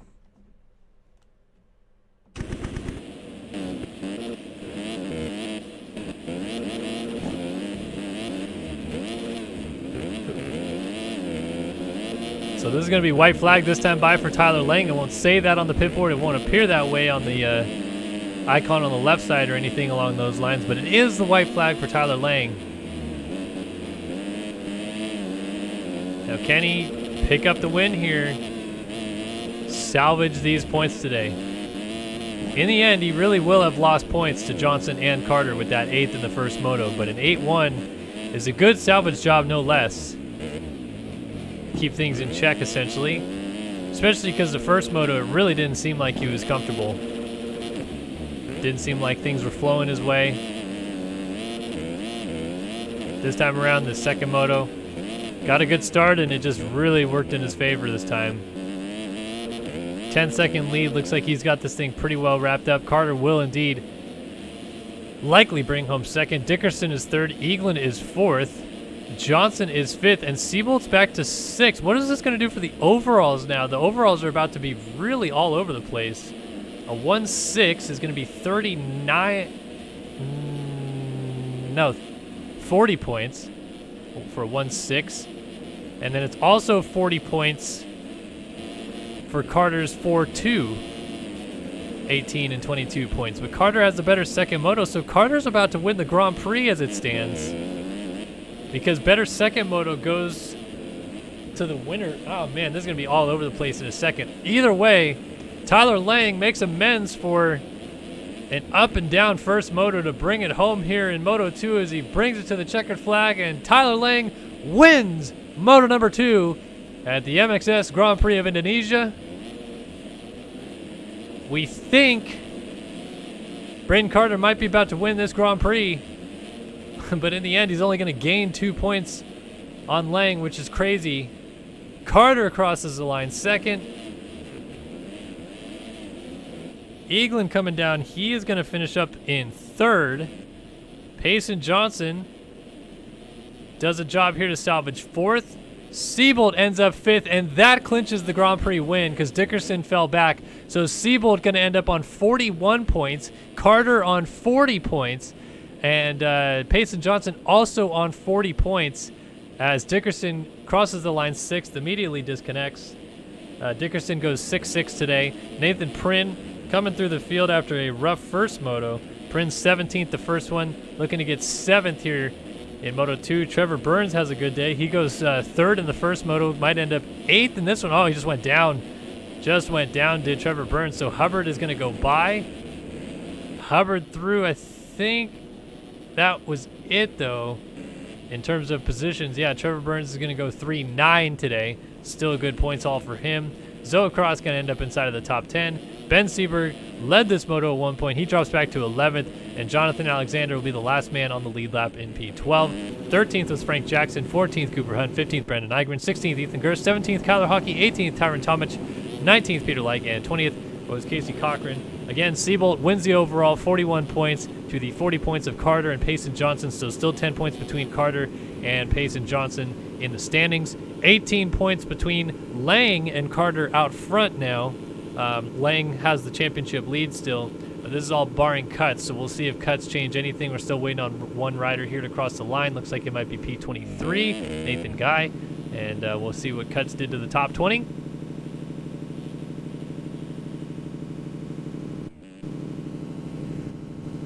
And no change in the top 20. Lang wins Moto 2. Seabolt wins the overall, and Lang maintains his points lead, loses 2 points on both Johnson and Carter on the day, but keeps the points lead. And that is the MX2 class at Palembang in Indonesia. Don't touch that URL bar. We'll be right back on the other side of this quick break with more racing action. It is the 2020 MXS Grand Prix of Indonesia.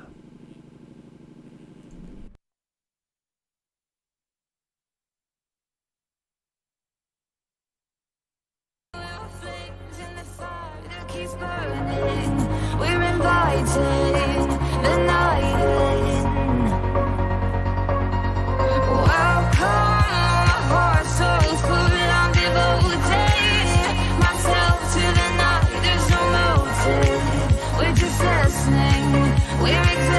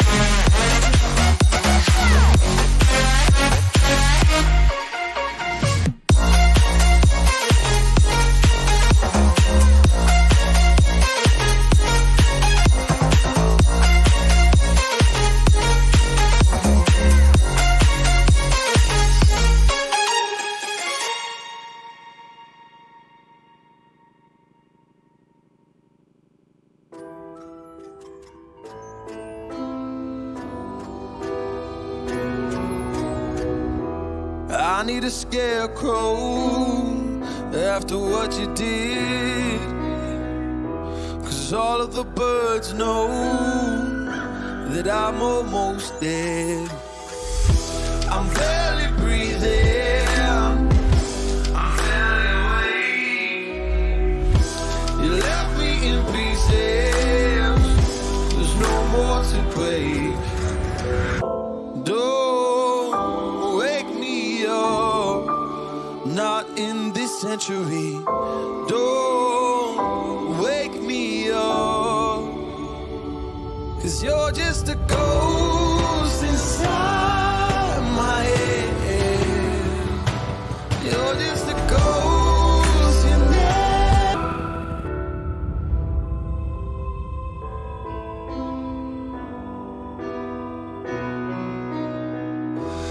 I need an angel after what you did. 'Cause you were the devil, you mess with my head. You lied to my mother, you lied to my friends. You said that you'd be there, but this never ends. Don't wake me up, not in this century. Don't wake me up, 'cause you're just a ghost inside my head. You're just a ghost, you're never there. You're just a memory on my lips. 'Cause you're just a ghost inside my head. You're just a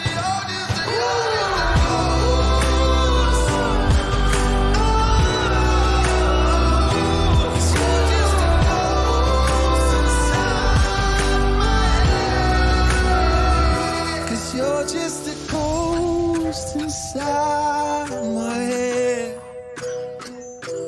You're just a ghost, you're never there. 'Cause you're just a ghost inside my head. You're just a ghost, you're never there. You're just a memory on my lips.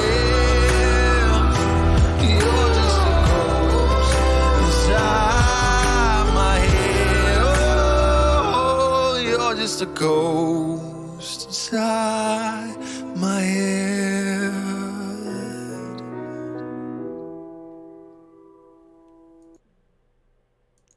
Welcome back, everybody, to the 2020 MXS World Grand Prix Championship live here on Starter Systems. My name is Kellen Brower, and we are set to bring you guys the MXGP class here at the MXSGP of Indonesia in Palembang. And I guess we're going to just go right into it, I think, because I don't know if there's a consolation race. Let's take a look at the qualification times first in the MXGP class before we get too deep into this. Chase to Sell, the surprise fastest qualifier this week on a 131.6 to Devin Davis on a 132.3. Austin Eklund on a 132.3 as well. And Alexis Leclerc on a 132.8 ahead of Adam Holm on a 133.2. And as we go down the order, yeah, it looks like we are not going to have a consolation race because only 39 people ran laps. So let's look at the championship table real quick.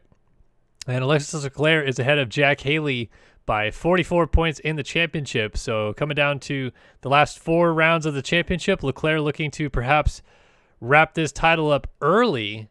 But Haley would like to say something about that before it's all said and done. Adam Holm, the defending champion, falling back off of Haley as well. So he's looking to turn things around and maybe still get second in this series. Chase Blakely, Walter Gebhardt all mixed in there as well. And we just saw Jeremy Seabold, who's 6th in this championship, win the MX2 class here tonight. So that's kind of some interesting stuff. Well, there it is. MX1 Moto 1 lined up, or getting lined up, I should say, on the gate here in just a minute. That's the list of riders that is heading to the line at the moment.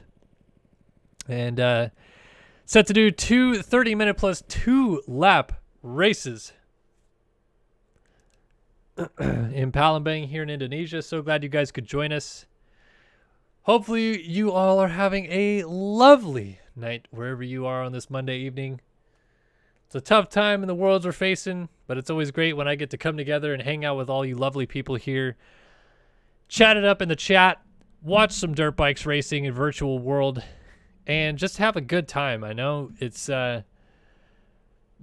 the ideal scenario that we're having this championship run late. The Nationals are starting so late. I mean, I can't believe it's August and we still haven't started the Lucas Oil Pro Motocross Championship season yet, but starting up this weekend in Loretta's, so that's going to be a lot of fun to check out, watch, all that business. Only national that we'll probably ever see at Loretta's this weekend, so it's going to be really unique for sure. But in case you missed the news earlier, about 3.5 hours ago now, Ken Roczen broke the news he will not be lining up for the 2020 Lucas Oil Pro Motocross Championship, which was kind of rumored to be the case anyway. He wasn't really grinding and putting in motos, so no Ken Roczen this year. His wife Courtney is expecting a child, and Roczen himself has a lot of health complications, so given the COVID-19 situation, he just wanted to play it safe and is electing to sit out the Nationals, which personally I totally understand, because when my wife was expecting, we took it very careful to not catch COVID. I think as healthy humans and, you know, mid-20s adults, I don't think we were that worried about catching it ourselves.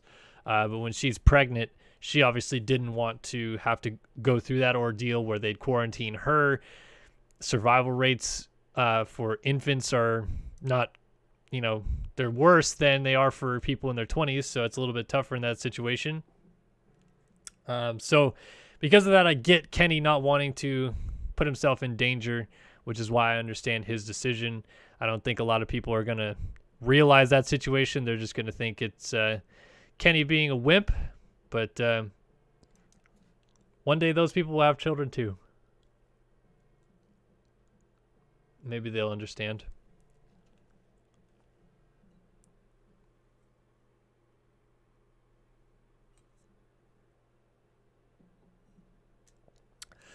All right, going to get loaded into MXGP race number 1 in just a second.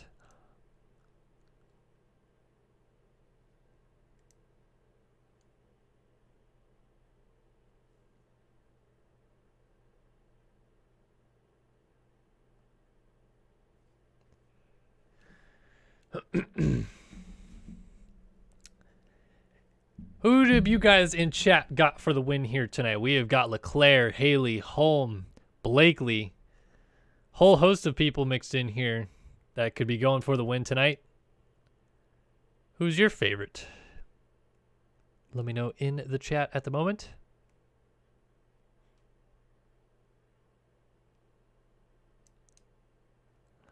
While I keep on getting loaded in. Loaded in.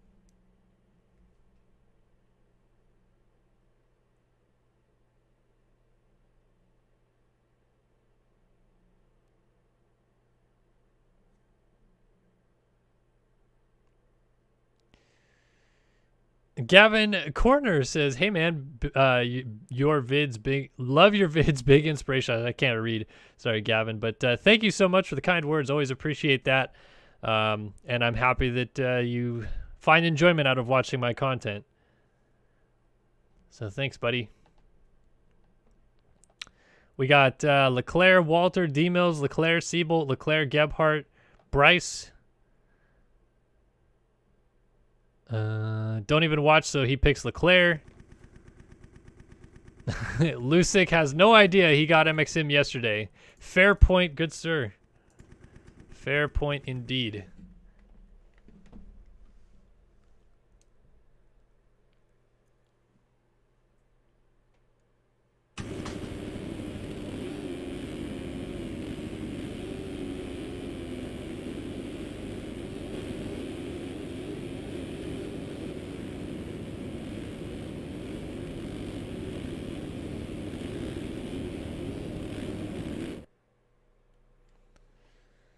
Alrighty, ladies and gentlefish, time to get your motors running here.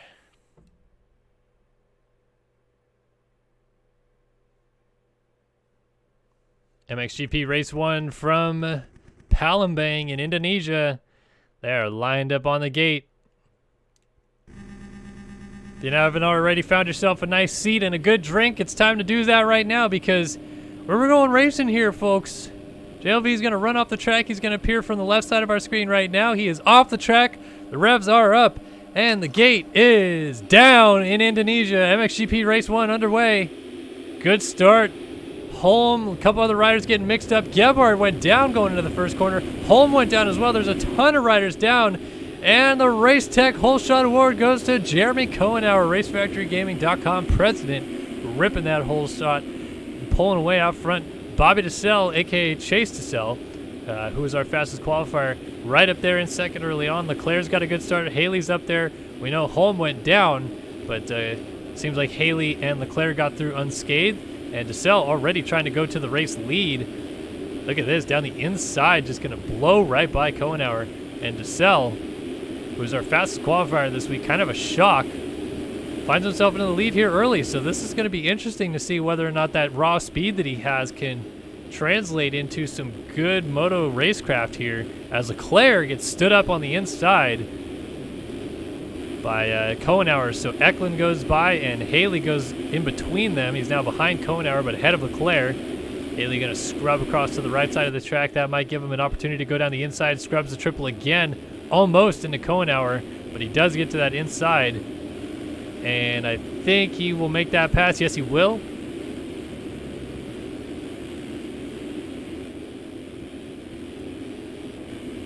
So it's Bobby DeSell, long known as Chase DeSell, but maybe I think his first name is Robert Chase DeSell, I think. Or maybe it's the other way around, Chase Robert DeSell, I don't know. But he goes by Bobby now. Leads at lap number 1 here in Palembang. Austin Eklund coming through in second at the end of lap 1. Haley's up in third. Luke Magnetti, Mom Spaghetti, he's up in fourth. Quinn McDaniel trying to go to the inside here of Kahooner. Does he get it done? Oh, and Magnetti pirouettes out of the corner. He saves it. But Cohenauer hops over top of him. McDaniel trying to have a peek is not going to get there. Aaron Rockefeller on the 800 channeling his inner Michael Alessi. He's got a good start. He's trying to hold on out front and battle with these guys. Now ahead of Leclerc, who must have had a mistake. He's lost about 4 positions from where he was. So they work their way through the double wave section. Leclerc thought about a peek on Rockefeller, but backed out of the challenge and might have done himself a favor there. Now might split the gap between Rockefeller and McDaniel. It's 3 wide on the Race Tech single. 3 different lines in the corner. Haley was down, and that inside line seems to be the preferred option that worked. McDaniel holding off Leclerc, but then almost loops out. So they're going to go bar to bar on the right 365 triple, and Leclerc up the inside gets around Quentin McDaniel. So Leclerc now setting back after Jeremy Cohenauer. Eklund and DeSell. Man, look at Bobby DeSell, the lead he's already got. Impressive stuff for the 175 RDC QM1 Glizzy ride.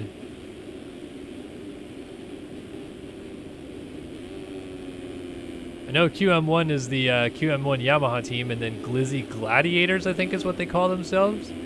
No idea what RDC is. Race day crew, race development crew, who knows? But it is Eklund who's trying to keep him honest. And quietly, I would say, Austin Eklund just continues to put in some of the most solid motos every week. Always inside of the top 10, always battling for some good points. But you don't talk about him that much, honestly, unfortunately, and for his sake, I guess. In a sense, reminds me a lot of my career. Sitting in like P6 all day long and never getting talked about. But maybe Eklund one time he'll break through for one of these moto wins, and it'll be a glorious day for the 24. Maybe that's today. Maybe he can run down our race leader, DeSell, pick up his first career win here. Wouldn't that be something? Leclerc has moved up to third around Jeremy Cohenauer.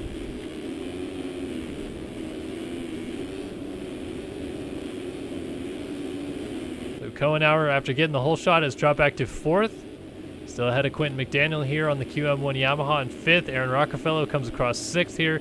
Blakely is in seventh. Braden Castellaneta comes over 8th, Rogers 9th, Cooper inside of the top 10. Ethan Parks is 11th, Luke Magnetti runs 12th, Cale Braden is 13th, Steve Harris is 14th, 15th, Jack Haley, Wisdom 16th, 17th, Brandon Holmes, 18th for Adam Holm, 19th for Devin Davis, and 20th is Ian Holmes. So Davis, second fastest qualifier, well down the points, must have gotten collected in that first turn melee, and he goes down again. Davis up and over the bars. Ian Holm plows in, as do several other riders go on by, and going from bad to worse there for Devin Davis on the 33 machine. But Adam Holm definitely was one of those riders to go down in the first corner, and man, that was almost a disaster for everybody.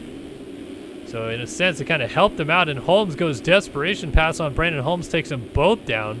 He ends up upside down on the start straight, and we got riders coming from off track, flipping, going down. It's absolute bedlam back here.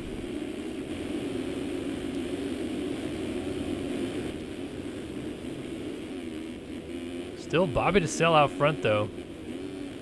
10-second lead, 32.5. This is oddly very impressive for Bobby DeSell, who for many years has been a fast rider in this game. Not gonna lie, he has been a pretty dang good rider. This good? I don't think he's ever been this good. I'll be honest. He's looking really good 6 minutes into the moto. I mean, I know it's only 4 full laps of this race, but a 12-second lead, continuing to extend it, 33.9. Fastest qualifier. He barrel rolls onto the start straight, rides out of that, no big deal. Austin Eklund has nothing for him. 41.2 last time by, a 35.3, so kind of regrouped there, but nothing going on. And then Leclerc just put a 41.3 down. He did a 32.8 as his best lap, but let's go on board at the 7 and see what it looks like here for a minute.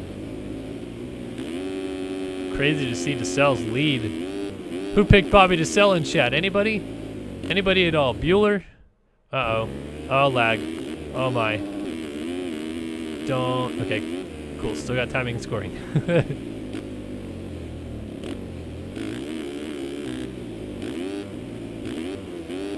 This track is really just not meant for a 450 in my opinion.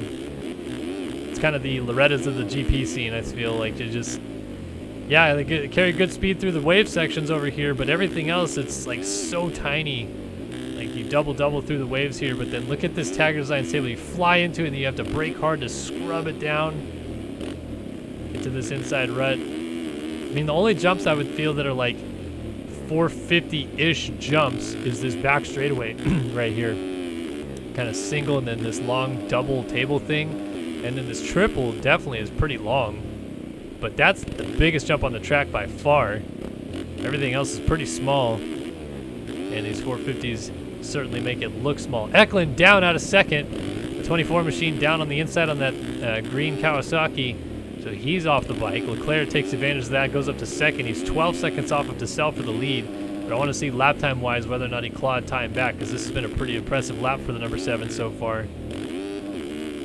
34 dead, 39 dead for DeSell. But remember, DeSell did flip onto the start straight. So DeSell's best lap so far is better than Leclerc's best lap. Don't know if that means anything. Chase Blakely and Austin Eklund now 3rd and 4th behind Leclerc. So first we've seen Blakely battling up inside of the top 5 or so. Good for the number 21 machine, I should say.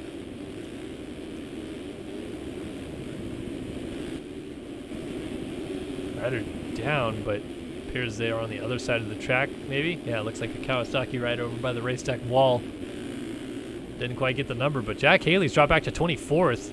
And I'll tell you what, Haley, qualifying-wise, we saw this a couple weeks ago at Orleanic in Russia, I believe it was, where Haley was like 21st fastest qualifier, but it didn't matter. Just showed up and really gamed once the gate dropped. Not really working out for him this time, it seems. And we are starting to look at Leclerc having a rather easy route to the championship, if that's the way it's going to go late in this championship for Jack Haley.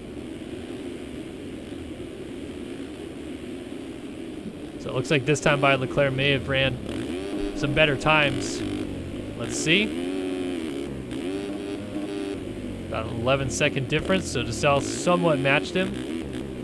I'd have to imagine Leclerc is pulling some time back, 34.6 into 35.9. So yeah, he did gain 1.3 seconds that last lap alone. Man, this is impressive stuff. Breakout rides for DeSalle, and now Aaron Rockefeller is having a great ride on the 800 Underground RC ride. Talked about in the 250 class how I felt like this track might pull riders together a little bit more, create some closer racing because there's not a lot of separation on this track, not much you can really do different. Well, Rockefeller shining well here in Indonesia. Inside move for Tanner Rogers is going to get by, but still good stuff for Rockefeller, who thus far I don't know if he has a top 10 to his credit, let alone a top 5, but he's running top 5, just moved back into 4th as Rogers went down. So Braden Castellaneta on the 221 Nova GFX ride is closing up on him.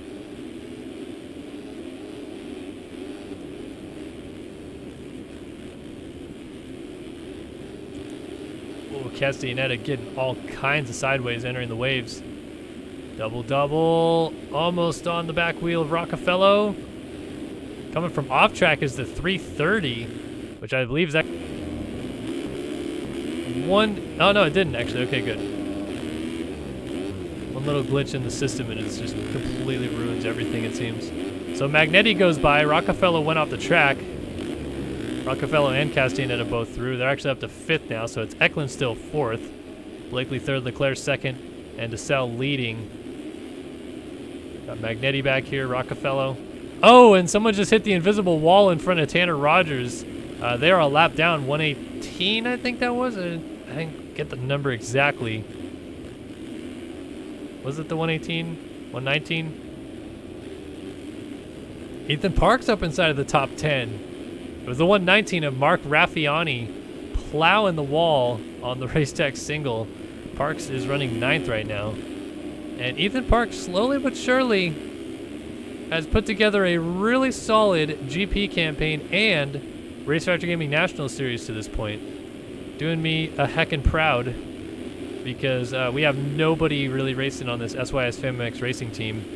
And shout out Ethan Parks when I can. That's my dude right there. Making us look at least halfway competent, at least like we kind of know what we're talking about with video games. We have some fast people.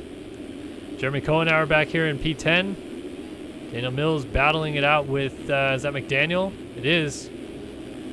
Mills on the 44, McDaniel on the 181. They're right behind Cohenauer.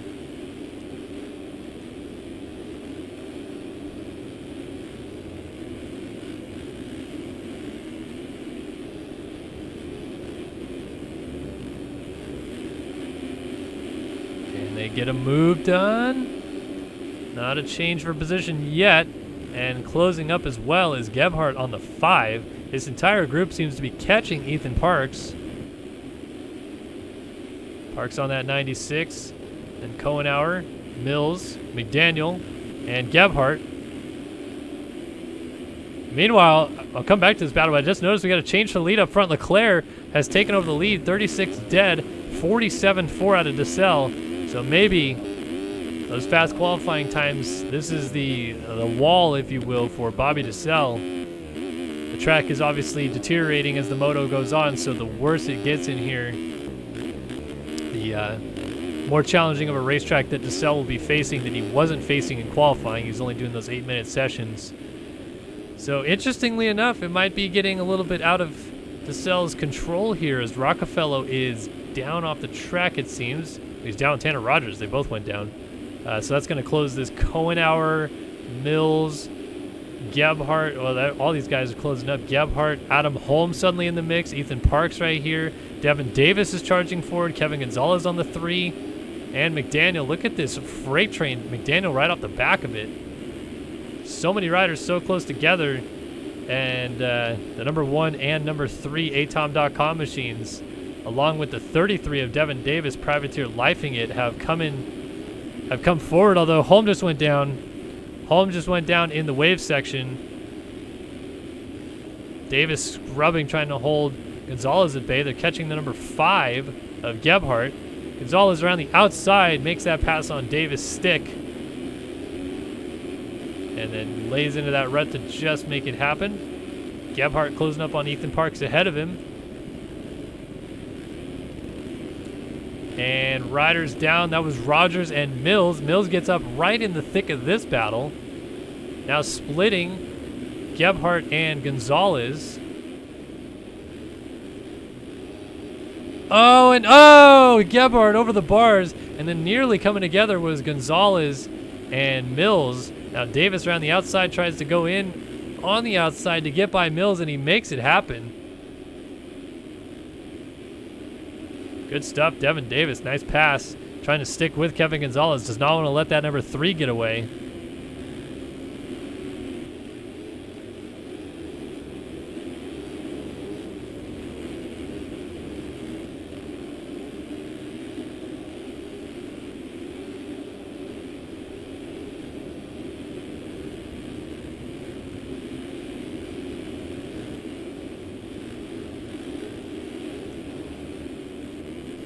Peeking back out front, though, Leclerc. It looks like he just made a mistake there, and DeSelle's going to close that gap down a little bit. 6.7 seconds appears to be the gap.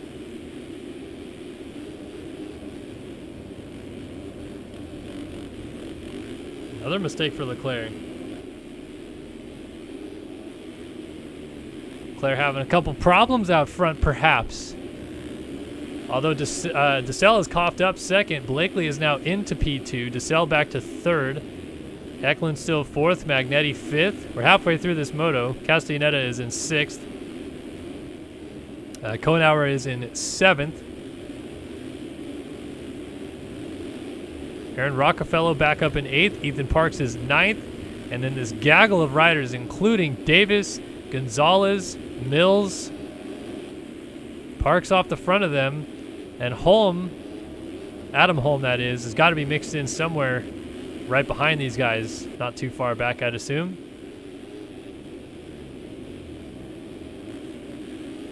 Oh, Parks down, and Gonzalez just avoids him. Mills around everybody, gets the pass done. Davis cuts the track to get to the inside of Mills. Mills trying to keep it on around the outside. That's going to turn into the far inside here. Let's see if he can make this line stick. Davis rails around the outside. Mills trying to get the power down. It's a drag race. Suzuki on Suzuki crime down by the mechanics area. And Mills gets the pass done, makes it stick. Davis trying to take a different line in the raised corner. Still working on him. And Gonzalez right there, and you can see a couple other riders coming into the background, one of which is definitely Adam Holm, but I think Gebhardt has come with him.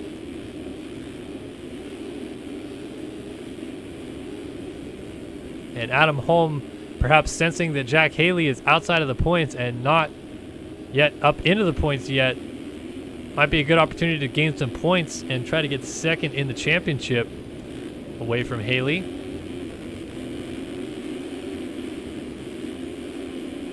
Mills and Davis still continue their battle. Gonzalez, and there it is. Holm and Gebhardt definitely have closed up. 3, 1, and 5 all on the screen together.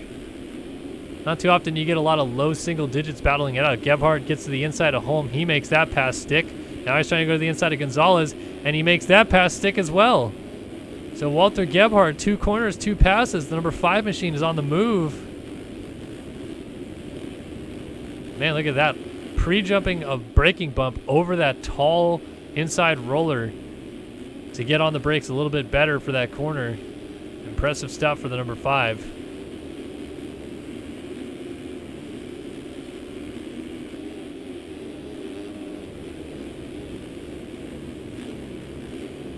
Rider down, that was Davis. Devin Davis down on the outside of the track. Losing positions. Holm almost loops his Larry by the mechanics area. He's trying to work up onto his teammate Gonzalez on the number 3 there. And Gebhardt just ahead of them.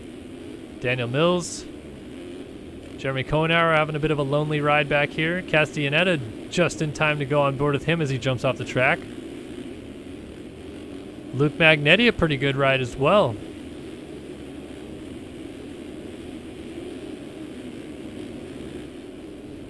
Austin Eklund, Chase Blakely. Bobby DeSelle's got back around Chase Blakely, and look at this. Bobby DeSelle, well, Leclerc has already lapped Jack Haley. And DeSelle and Blakely are about to lap Jack Haley as well. So this is not Jack Haley's track or night or whatever you want to call it. But to be frank with you, I think Leclerc is in a position where this is just going to walk home a championship anyway, perhaps. He's already got a huge points lead.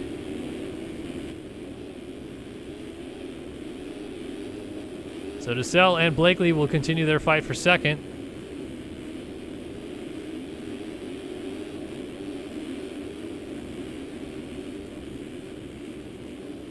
Good battle between the two. Blakely a little mistake there. DeSelle. Did DeSelle miss some timing gates? Or, what's going on here? Oh, no, okay. Well, what's happening? It shows Blakely going between third, second.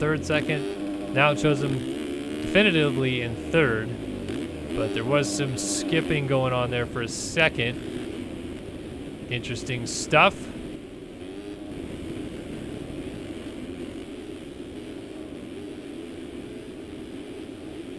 Brandon Castellaneta being caught by Adam Holm, who continues his march forward. Holm on the number 1 goes to the inside looking for a move on the 221.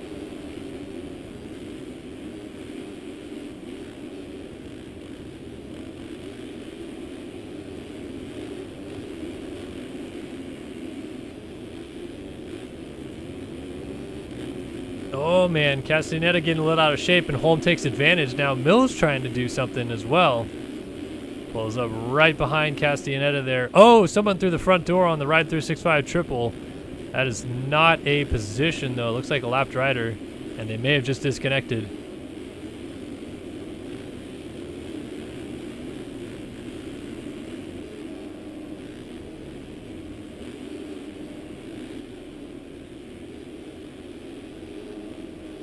Good battle still brewing, though. Holm not completely out of it just yet, and Castellaneta goes down. Woo! Coming into your living room is Cohenauer. There goes Gebhardt. Here comes Devin Davis. He goes by, and Castellaneta loses 4 spots in the end. Bobby DeSelle is lag city right now. Shows him 9th, but he is lagging up an absolute storm, and he just went down with Jeff Cooper. And he just disconnected. Chase DeSelle, a.k.a. Bobby DeSelle, has disconnected from the server. And he was... Where was he on the track? Man, he was pretty far ahead of those guys still. He was at least P3 or P2, and he just disconnected. Huh. Wow. That is unique. I've seen people disconnect from top 5 before, but I don't know about disconnecting from straight up second or third. Maybe he was in. Maybe he was behind Blakely. Wow. All right, so resetting things a little bit. 23 minutes in, and it's still Leclerc leading this race from Chase Blakely. Austin Eklund is in third. Luke Magnetti, very solid 4th place ride right now for the 107 machine. Let's see if he can hold on till the end of this race. Oh, Adam Holm, he just got up into 5th and went down. So that's going to be Daniel Mills going by for 5th and Gebhardt going by for 6th. Holm will get up just ahead of Devin Davis. He is 7th, and Davis now finds himself in 8th. But he just went down before the race tech wall. It looks like he's just going over top as Castellaneta goes by into 8th. Braden Castellaneta, Nova GFX 221, moves up into 8th. Davis drops to 9th, and Jeremy Cohenauer now sits in 10th. He is just ahead of Aaron Rockefeller, who is looking for that top 10. And he's going to get it. Cohenauer flips across the berm. So 10th now, Aaron Rockefeller. Number 800. 11th, Kevin Gonzalez, atom.com, number 3. He was with that Adam Holm, Devin Davis little group, but he's kind of lost touch with them. Unfortunate for him, because they have battled their way up inside of the top 5 about at this point. P12 is Jeremy Cohenauer. Not much to say other than a hole shot and fading back a little bit. 13th, Ethan Parks. He is about to be put a lap down by Alexis Leclerc on the number 96 SYS FAMMX racing machine.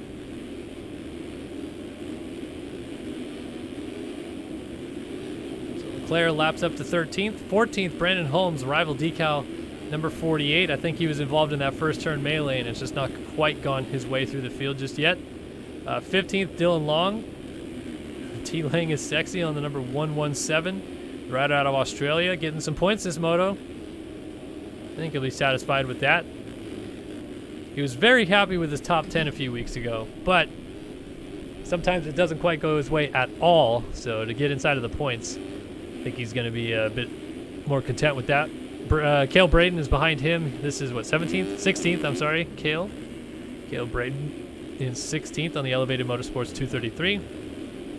17th, the Tag Design 708 of Kyle Carpenter, trying to battle it up against him. 18th, Steve Harris, number 100 on the Smart Top Honda. Just ahead of Jack Haley, who's moved into the points. He is 19th now on the number 2 Jack Daniels Racing Machine, and did that serious, that one little glitch affect my timing and scoring? Are you serious? That was like barely anything. Come on, server. You're better than that. You're better than that, server. You're kidding me. Oh, looks like he's going around. Is that Dylan Long? Yep. Well, 20th is Reed Young, but I'm going to have to disconnect and reconnect because timing and scoring is boofed. Absolutely boofed. So we'll disconnect and reconnect. 5 minutes or so left to go. I just saw Steve Harris down on the 100.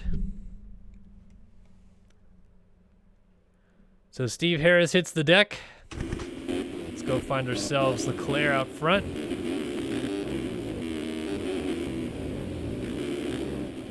Looks like he just lapped Cohenauer.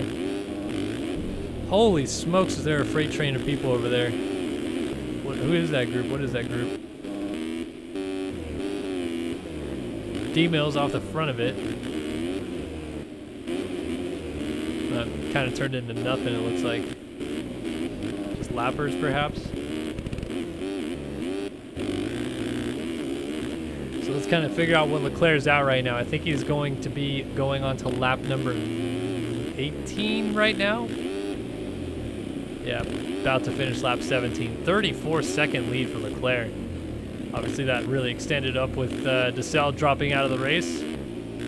So to the finish line jump, Leclerc checks in out front again, 36-1, 34-second lead on the lap number 18, 27.5 minutes into this thing. Eklund is in second, Blakely is still third, Magnetti is fourth, Mills is fifth, Holm is sixth, Gebhardt is seventh, Castellaneta is eighth, and Castellaneta is the last rider on the lead lap right now. And this little battle here that he's in with Gebhardt and Holm, about to be in danger of being lapped by Leclerc as well, who is just laying an absolute beatdown in this GP championship. It's so weird that this GP series, it seems like Leclerc's on a different level, but the national championship, it's not quite that cut and dry.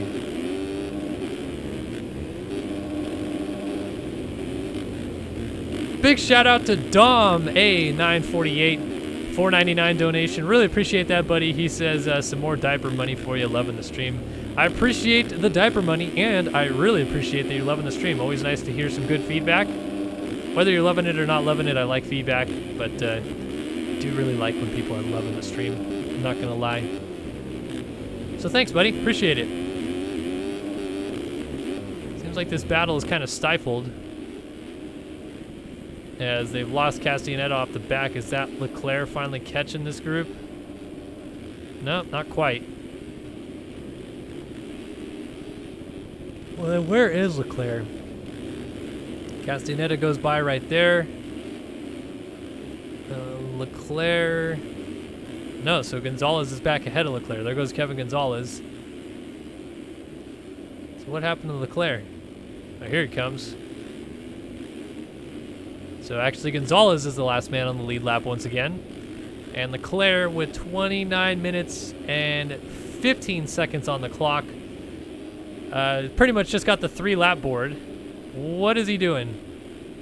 What is happening? Alexis Leclerc just got the 3-lap board and pulled off the side of the track. What? I don't know what just happened. He didn't type in chat anything. Normally, well, maybe they disabled this in this server, but normally if you change your setup, it'll tell in chat that you changed the setup. So Leclerc, straight up, just stopped after the finish line jump. How much time did that cost him? Well, he had a 34-second lead. It's down to a 20-second lead over Blakely. I don't know what just happened. Curious for sure. Is this just more Leclerc games? Is he more or less trying to have fun with it at this point, I guess? Gonna have such a huge championship lead after this moto. Kind of no point to super try hard the race win and get a huge lead, but still interesting that pulls over and waits that long.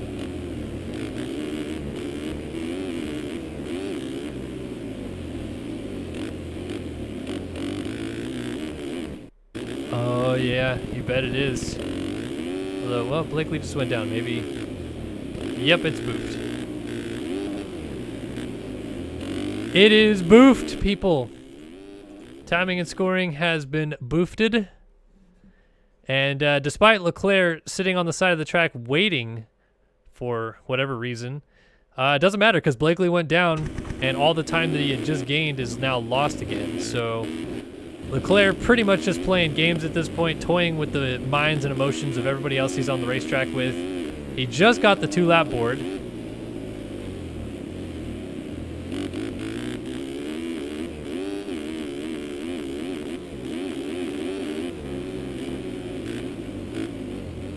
So 2-lap board out for Leclerc. He's looking to really cruise this thing home. And it's kind of fun to watch his pit board, and you can see how consistent his lap times were. 37, 38, 35. Then he laid down at 37 again. And at 36. 36. 37. 36. And then this lap is going to be a long one, I think. 53, that's when he pulled off to the side of the track. Or the 51, I guess. So he did a 53 and a 51 back-to-back. So he had he had 2 horrendous laps back-to-back. And still has a 24-second lead. By the way, so internet, trying to figure it out, all right? So I got a new internet provider. They do provide better speed, but unfortunately, I just made the stupid assumption, whatever you want to call it, to leave the router downstairs again, which is, I don't know why I do it. So what I have is a system that connects the internet. It hardwires the internet through your electricity. So you plug this device into the outlet up here and hardwire it into your computer, and then plug the other device that connects to it downstairs, and that hardwires into the router. And that's worked for years. It really actually worked totally fine when I was in my apartment. Then I moved into this house, and the router that's downstairs now doesn't seem to pick up that signal as well. So Spectrum always sucked. It sucked. So I switched providers. I'm now with Frontier. We get gigabyte internet or whatever. So on the router, we get 900 down and then like 820 up or something like that. So it should be stupendously easy to run really, really good streams. But unfortunately, it seems like this device doesn't read the router very well or something along those lines. And that's why it keeps disconnecting just momentarily. So the solution I'm going to have is I'm going to get the Frontier people back out here, and I'm going to move the router upstairs so I just have it straight into my computer. But unfortunately, with the COVID situation, they're like not wanting to come out, send a tech to anybody's house for anything other than necessities, really. So it's kind of like coaxing them into coming out here because we don't have the cable that runs upstairs to do it just yet, or else I would just move the router myself. Anyway, long story short, I will get my internet solved because it actually is really damn good internet. It's really, really good internet. It just is that this stupid system that worked for years doesn't work with this, and because of that, it kind of lags stuff out a little bit. So apologies for the lag every now and then. I'm trying to get it fixed as soon as possible. Anyway. All right, so here comes Leclerc down to the finish line jump, and Leclerc takes the win. MXGP race 1 in Palembang. Easy peasy lemon squeezy. Austin Eklund is going to maybe pick up second here because Blakely's coughed it up. Magnetti is still in 4th. Mills is now 5th. Adam Holm is in 6th. Walter Gebhardt is in 7th.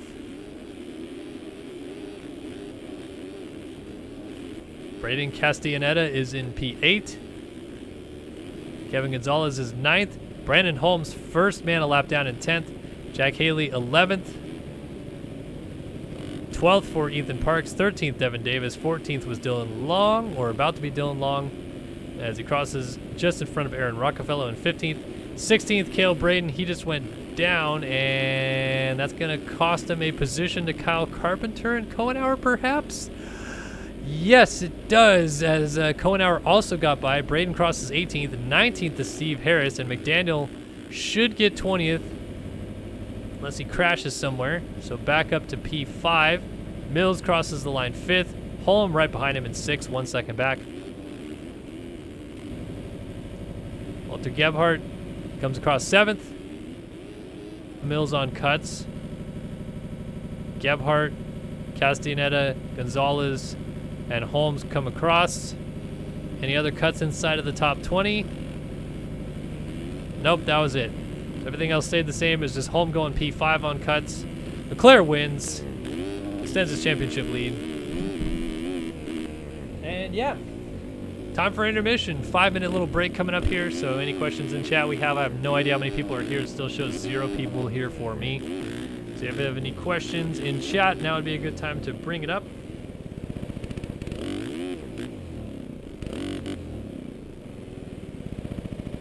I'd be happy to answer any and all questions.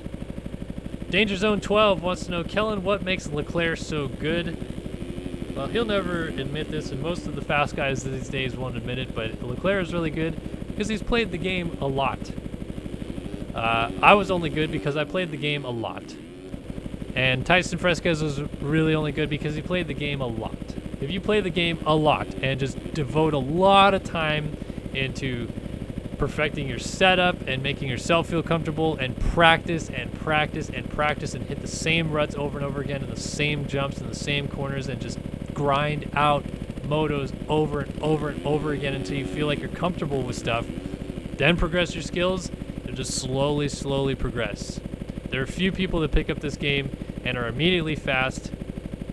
Those people are aliens. Even Leclerc had to start somewhere.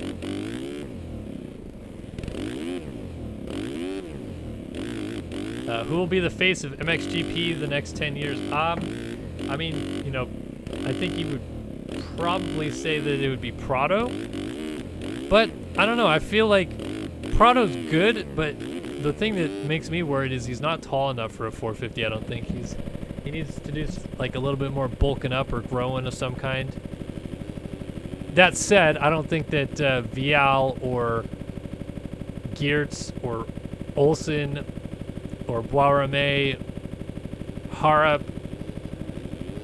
Van der Moosdijk, I don't think any of those guys are better than Prado, or will be. So I think you just have to stick with Prado. I think someone will be coming soon, like a Liam Everts, or something along those lines, that will take Prado down in the next 6 years or so. Kind of like Hurlings did with Cairoli. But once Hurlings and Cairoli go, I mean, Hurlings is going to be here a little while still. I mean, Hurlings only turned 24, 2018 was when he was forced out of the little class. So he's 26 now. So, yeah, I mean, Hurlings is going to be around for a while. I don't think you can say that he's going to disappear in the next 5 years even.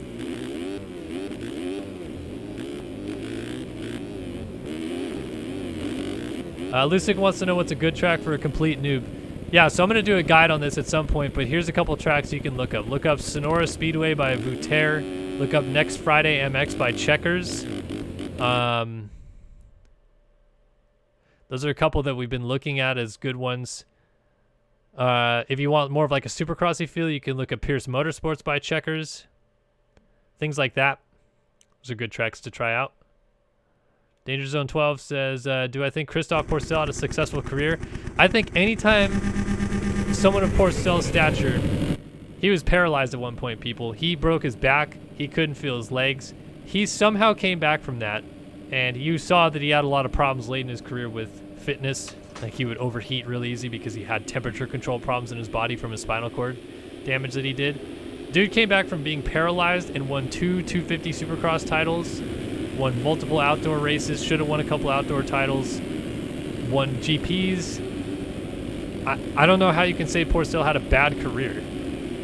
I mean, could he have done it better? Yeah, but he also could have not broken his back and gotten paralyzed and been one of the best riders of all time or something like that. I don't know. Like, I don't know how you compare that.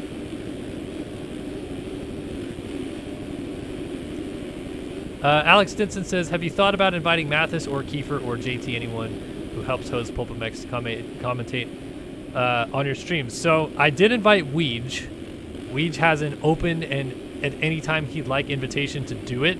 I think it's going to come down to if Weege is ever here on a Monday or Wednesday when these races are going on, which is pretty dang rare because that is like well before he would normally fly up for these races. Mathis, I don't think ever would do it. I don't think he cares enough. Kiefer doesn't really pay attention to video games enough to do it. I could see maybe getting JT to do it, but I don't think any of them care enough, to be honest with you. Weege said he would try it, so Weege is my only in. Anyway, thanks for all the questions, but it's time for MXGP race number 2. Who's going to get that race tech hole shot? Who's going to win Moto 2? Can anybody knock Leclerc off? He has been ridiculous today. Let's find out this time as we drop the gate. Hole shot, though. I have to find him wherever he started. So Holm was down. Here he is, Leclerc. So Leclerc picks up the Race Tech Hole Shot Award. We'll go a lap before I fix timing and scoring. Around the inside, DeSalle on the 175 gets up the inside and makes the pass. So Bobby DeSalle, who had some severe internet issues that caused him to disconnect from the server while running 3rd in the first moto, gets another good start and trying to pull away from Leclerc early here.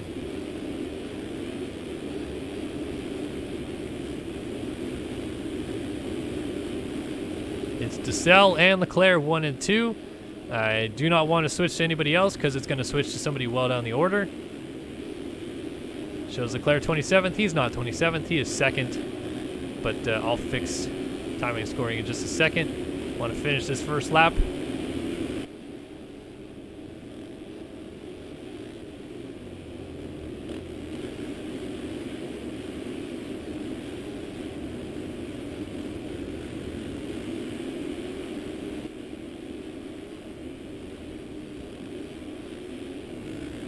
Leclerc putting some heat on DeSalle. Maybe we'll stick with it for a little bit longer and see if Leclerc can close that gap up.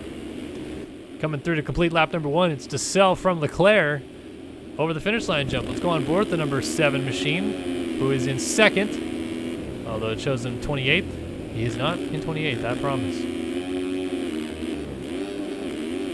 Trying to get to the inside of DeSalle. Try the inside in this corner. DeSalle, a little bobble. And Leclerc takes advantage, so before they get close again, let's fix timing and scoring real fast.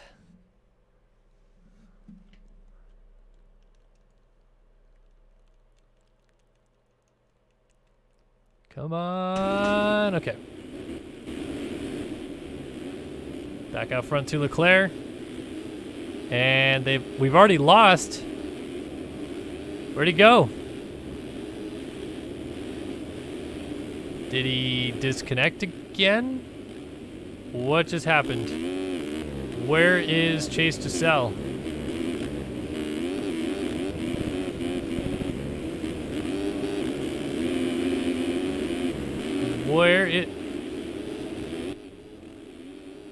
He absolutely disconnected again. So Chase DeSalle, aka Bobby DeSalle, once again, doesn't hole shot, but leads a lap in this race, and he's out of the moto again. I don't know what the heck is that kind of strategy. Anyway, Leclerc has a pretty sizable lead already, and surprise, surprise, Chase Blakely's up in 2nd. Magnetti's got another good start. He's up in 3rd. Rogers, Carpenter, Eklund is up here again. Cale Braden, Reed Young, Jack Haley a much better start. But still, Leclerc is pulling so many points away from Haley in this championship right now. It is not even close.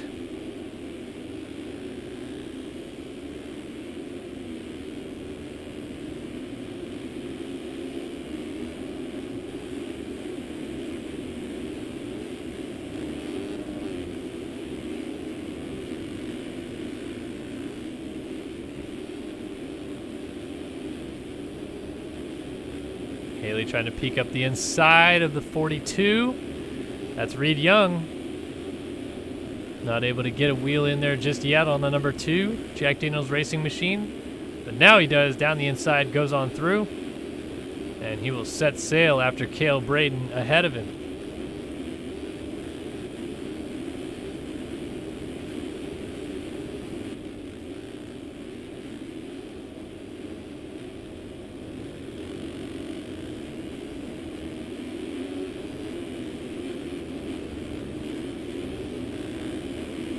Haley trying to close up on Braden. At this point, I think Haley's pretty much considered this a loss for the championship with how many points he just lost in the first moto. He's now well over 50 points down on Leclerc. And Leclerc just needs those 50 points with 1 GP still remaining to clinch the title. Obviously, there's 3 GPs to go after this, but starting to look into small miracles to close that kind of a gap down on someone of Leclerc's stature. And even though Haley, a champion in the 450 ranks in this game, could probably go out and win the last 6 motos, and it wouldn't be the most surprising thing ever, it's still pretty unlikely he closes the gap down in the championship at this point. So it's really just up for bragging rights. All these racers really just up for bragging rights as Braden goes down. So Haley goes by, Young goes by, Davis goes by, Holmes goes by, Eklund is by, McDaniel goes by, and Braden gets on right in front of Lewis Williams and Kevin Gonzalez on the number 3. Lewis Williams shoots up the inside and makes the pass, as does Gonzalez and Gebhardt and Daniel Mills as well. Not quite. Mills going to try a different line. See if that works. Well, Braden loops out and goes down. Here comes Austin Bear on the 37. He's going to scoot on by as well. How about this little freight train up here, though? Oh, big crash. Gonzalez goes down. Somehow all 3 of those guys did not hit him. So Lewis Williams feeling the pressure now from Walter Gebhardt. Daniel Mills on the 44 also lurking. Sensing an opportunity, but he just went down on corner exit. And he's off the bike. Must have just tucked a front wheel or something, similar to what Kohenauer just did right there, but Kohenauer, nice job to save it. So in comes Gonzalez and Kohenauer from right behind, and Cale Braden right there. Man, Gonzalez just lost so much time off the side of the track. And holy Kawasaki's Batman, we got Adam Holm, Austin Bear, Gonzalez, and Jeff Cooper. So 2 Hemlock riders and 2 atom.com riders. But it's funny because it kind of looks a little bit like Gonzalez and Bear are teammates, and then you can make a point that Cooper and Adam Holm up here look like they could be teammates as well because of the different colors of gearing and styling and stuff like that. Cale Braden under attack. Jeremy Kohenauer slides out in the first corner, so Braden and Holm go by. Kohenauer gets up just ahead of Kevin Gonzalez, though.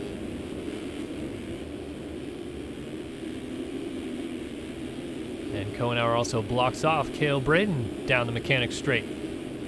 Oh, and then Kohenauer goes down, swaps into the corner.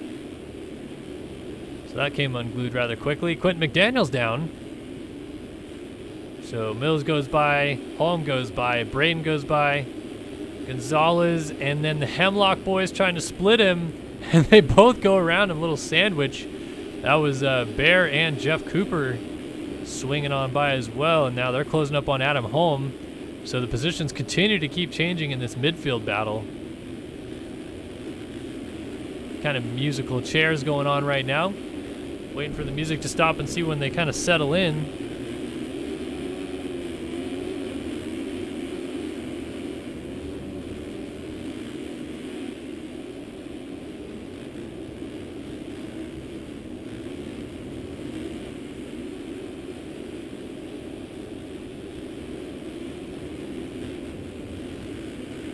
Close action. Braden gets into the side of Adam Holm, and Holm shoots off the left side of the track, so Jeff Cooper goes by. His teammate Gonzalez is going to try to shoot by as well, and the number 3 machine does make that pass. Then Jeff Cooper goes down. Holm swings around the outside and passes his teammate back. Talking about musical positions.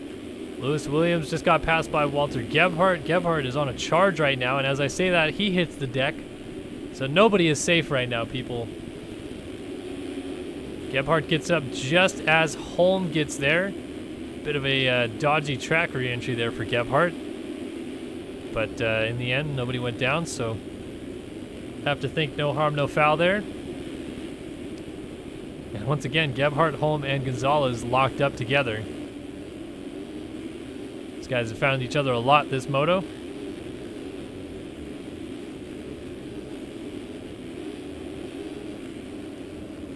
So let's peek back out front and see things as they are. It is Leclerc from Blakely.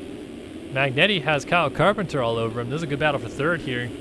K-Carp and Mom Spaghetti.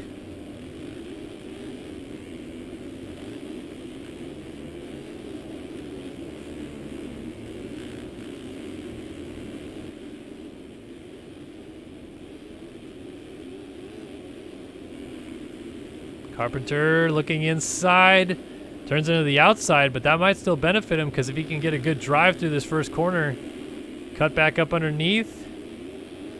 Not quite able to get a nose just in there yet, but this outside line seems to be preferred down the mechanic straight. Good drive, gets the power down. Magnetti, does he have an answer? Well, he's trying to hold this inside line, and Carpenter around the outside finally seals it off.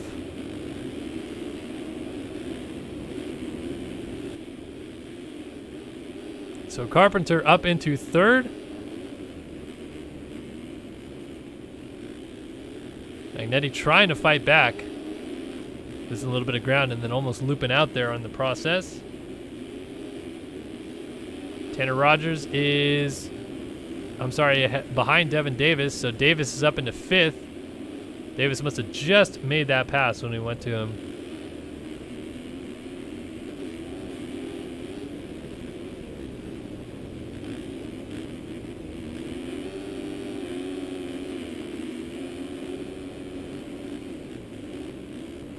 Rogers getting a little wayward on that double. And then Brandon Holmes also coming into the mix. And then Jack Haley, who had a much better start this moto, but it's kind of turned out not to be the best thing for him, it seems.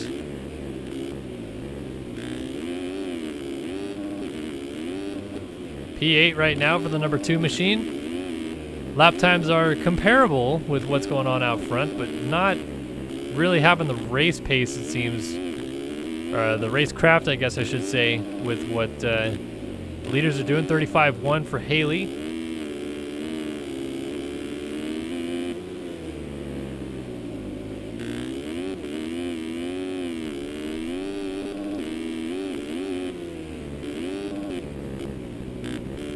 Rider down. It was Tanner Rogers. Tanner Rogers hits the deck. So let's see where Leclerc is. He did a 32.8 was his best lap. And he is weaving through lap traffic, including the likes of Jeremy Cohenauer, I think that was, he just went by. So let's see where Cohenauer is on the timing sheets as we're only 12 minutes into this, and Leclerc is already just digging through lap traffic like it's nobody's business.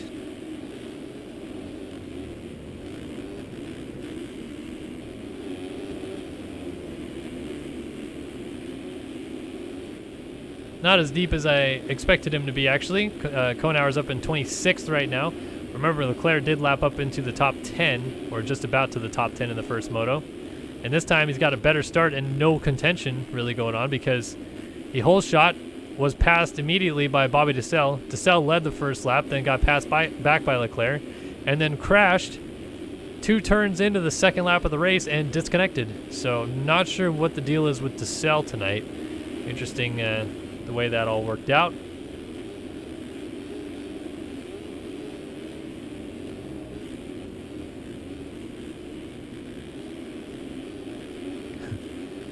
Carter Anderson, thanks again for the donation. $1.99 in chat. Says, hey, I'm back. How do I DM on Discord? You really don't need to donate to ask that kind of question. I think people in chat would be kind enough to help you answer that question. But if you're trying to DM me specifically and you've connected on my Discord or our Start Your Systems Discord, which you can go to startyoursystems.com and connect to our Discord through there on the main page. If you've done that already, I am on the admin panel on the right side. You literally just have to click my name. It opens up a chat dialog box, and then you just type whatever you want in there. You can say, hey, it's so-and-so from the stream or whatever, just so that I remember, and then hit send, and then it sends to me.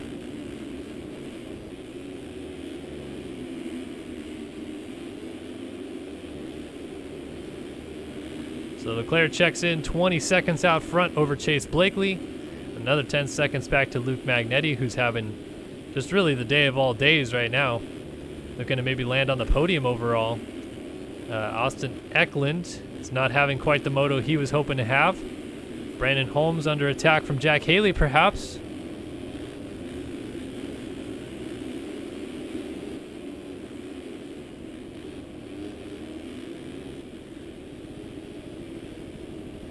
Rider down up here, it is Devin Davis down on the inside. Holmes goes defensive, or not defensive, I should say. Just trying to avoid Davis. I chose the wrong word there. But Holmes trying not to hit Davis, goes wide. Almost hits Haley, who almost went off the track.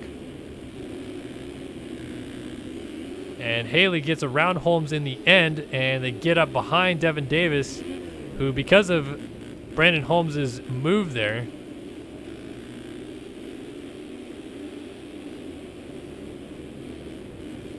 got pushed off the track. And yeah, actually, I apologize. In fact, here, this may fix it. Okay, now I should be shown in the admin, Carter, because I disconnected from Discord, but I reconnected on my phone, so maybe it'll show me there now. So I should be in the admin panel on Starter Systems. If I'm not, scroll down to the list of people, and maybe you'll find me as Haley gets clipped by Devin Davis in the waves as he was going down, and Devin Davis somehow did not fall down. I have no idea how he rode out of that.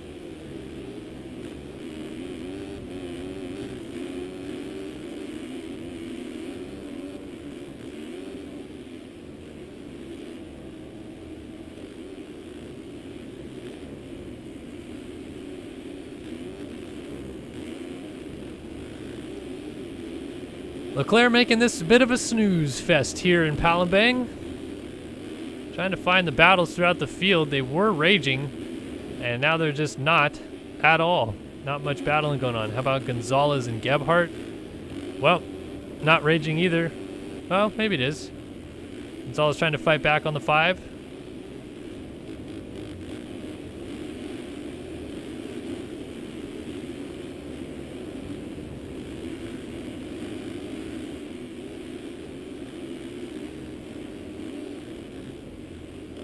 Gebhardt throwing caution to the wind. Got to be careful not to jump that race tech wall too far, else you'll clip your head on the invisible wall that exists there. But Gonzalez trying to make things interesting by closing up on Gebhardt here. Once again, not letting the number 5 machine out of his sights. Maybe, just maybe, in a fighting chance coming back in to challenge Gebhardt down by the mechanics area. Like that outside line does Gonzalez. Stays lower. It's a lower outside corner there as opposed to going on the higher inside one, but so many people have taken the inside line there that inside rut is really built up. You can almost kind of jump into it by just carrying some speed as Gebhardt slides out, but it seems as though Gonzalez must have went down, and he did.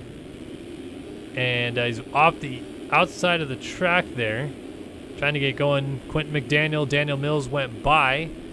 And did Tanner Rogers go by? Yeah, Tanner Rogers also went by, but he was just off the side of the track, so Gonzalez now re-enters right behind him.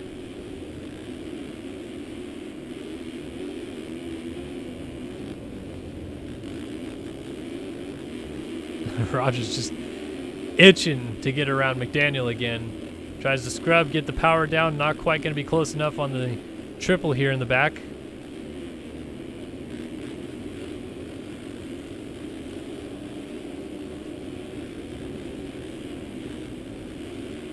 Down the inside, gets by McDaniel. Nice move by Rogers. Next up, going to try to go after Reed Young.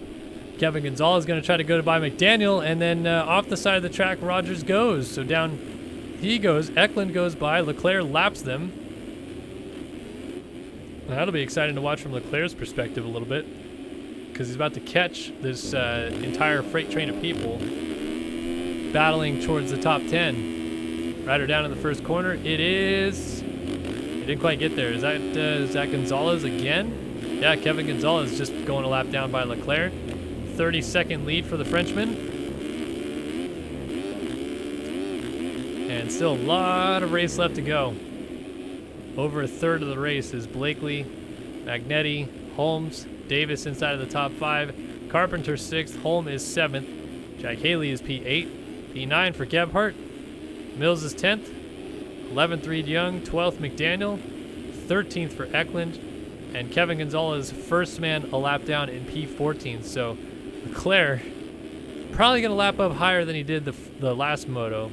Let's go back to this Kyle Carpenter, Devin Davis battle going on here. This is for 4th. Davis has very quietly worked his way up towards this top 5, these top 5 positions, I should say. He is in 5th, or he was in 5th. Now he's in 6th. Carpenter must have gone by, so Davis must have just went down after we switched, because I think he was battling Holmes, and he was in P5. But Davis trying to go back after Carpenter. And what I was going to say is Davis had quietly worked his way into the top 5, because he just methodically worked his way forward from the group that he was battling, which was that kind of like Holm, Daniel Mills group. And Holmes still back here. He's still clawing away at Davis's rear fender, if you will. Jack Haley right behind him. These guys are still looking to move forward late in this race. But it's been Davis who seems like he's been doing the best job to make those moves.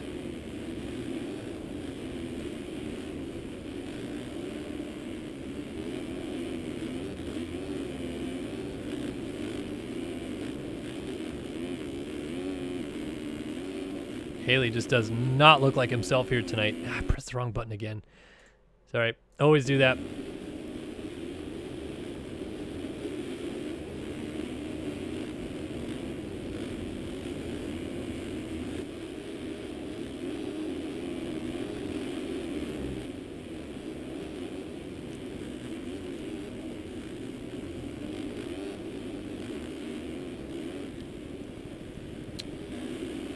Rider down. That looks like a lapped rider, though. Claire catching up to Reed Young, so he got around Mills and McDaniel. Reed Young is 10th.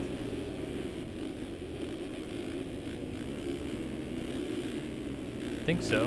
Yeah, P10. About to get lapped by Leclerc 22 minutes into this race. And it'll be a while before Leclerc gets to somebody else. 21 seconds behind P9 is Reed Young. But still kind of impressive stuff to get this deep into the lap traffic already for Leclerc. And there's still so much racing left to go. Like, in all likelihood, he still probably could lap up inside of the top 9 or 8 positions.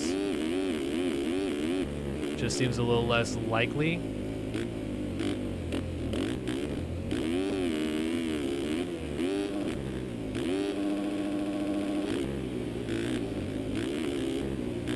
Is there only 23 people still circulating right now? Did I just do that math right? Ryan Wilson, first man out. He's 26. There's 25 people circulating. I did not do that math right. Oh, actually, I'm sorry. There is 24 people because Tanner Rogers is disconnected. So there's 24 people right now spinning laps.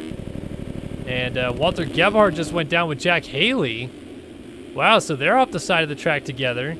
And now they get up, and Haley hops to the inside and crashes. Was he trying to take Gebhardt out in frustration, retaliation, whatever you want to call it? Not sure. Interesting nonetheless. And Adam Holm and Devin Davis have gotten around the 33 of Carpenter. They're actually not too far off of Brandon Holmes again. Davis, oh my goodness. Nice job to not tuck the front wheel there, but he almost did tuck the front wheel. They're 6 seconds back of Holmes, who is P4 right now. And Haley, I think, just went a lap down. Nope, not yet. Sorry. Reed Young's still being lapped currently.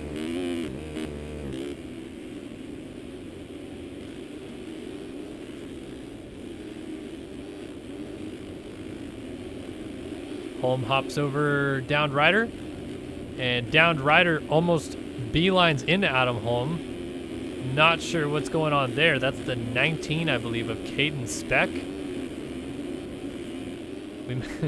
We may only have 20 runners at the end of this thing at this point. Attrition rate is high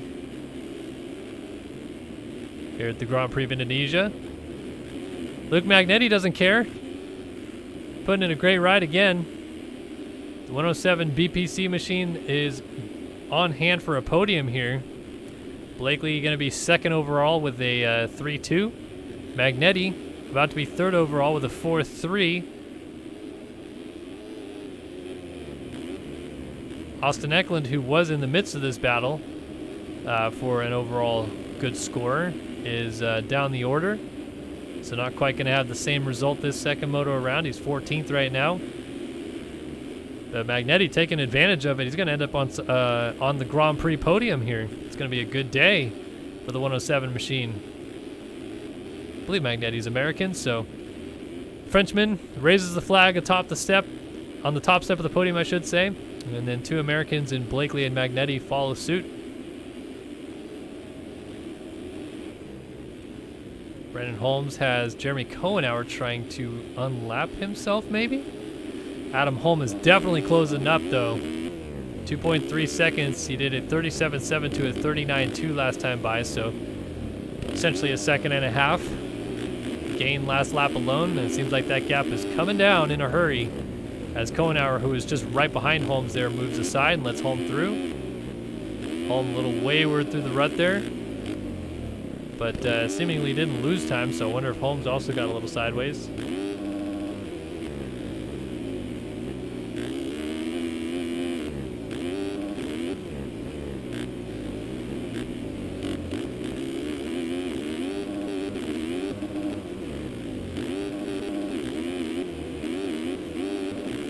Holm definitely charging here, trying to get up into fourth.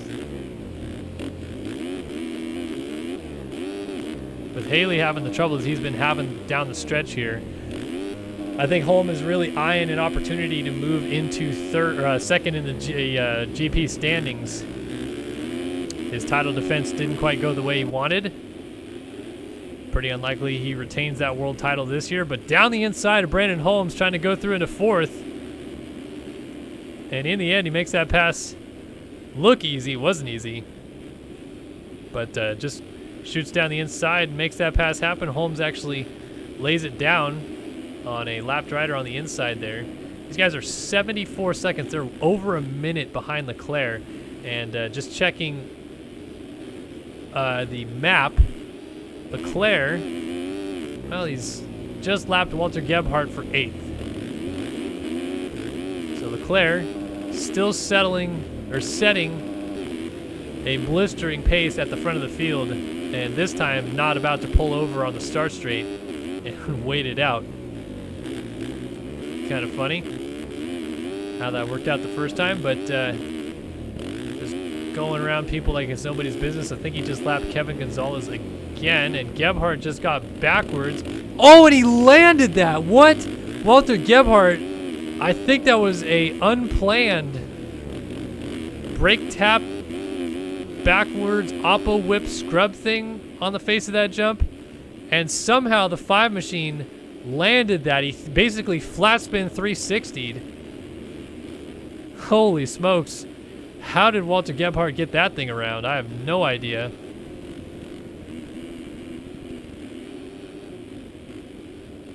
Devin Davis still trying to eye up Kyle Carpenter.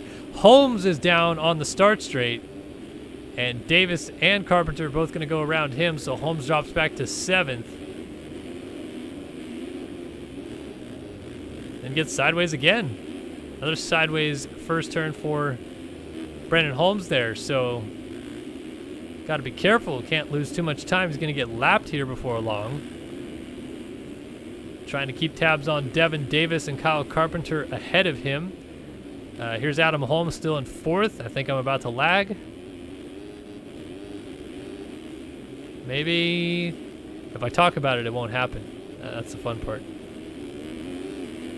Still Magnetti up in 3rd. Blakely holding down 2nd. And Leclerc absolutely dominating out front. 48-second lead for Leclerc. He's going to try to win this thing by a minute, I think. Looking like Levi Kitchen out here. Except Leclerc on the verge of winning a world title.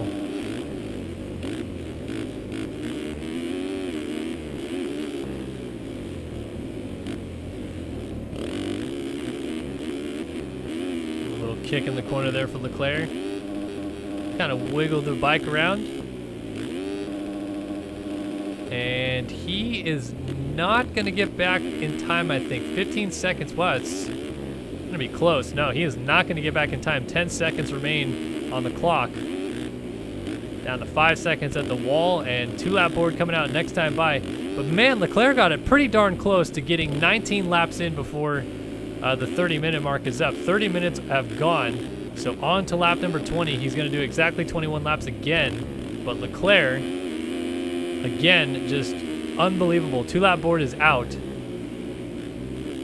And this is Carpenter and Davis. He is catching up to ahead of him. They're battling for 5th place right now, people. He's got Gebhardt trying to unlap himself, I think that is, on the left side of the track.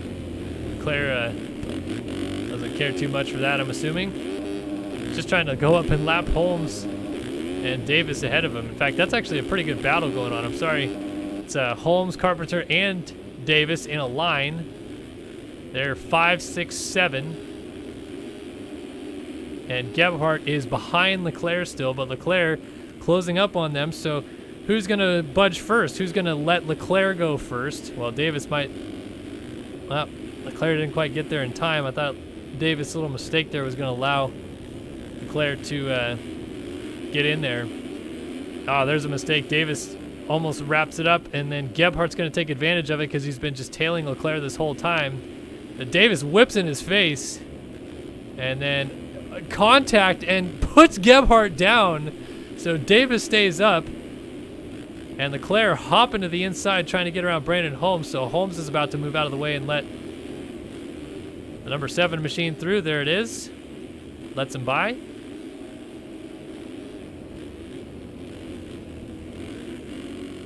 And Leclerc has now lapped up to 6th, and he could lap 4th. White flag is waving. Carpenter 5th, Holm 4th are right in front of him. He's not going to get to Magnetti. He's not going to get to Blakely, who just lapped Haley.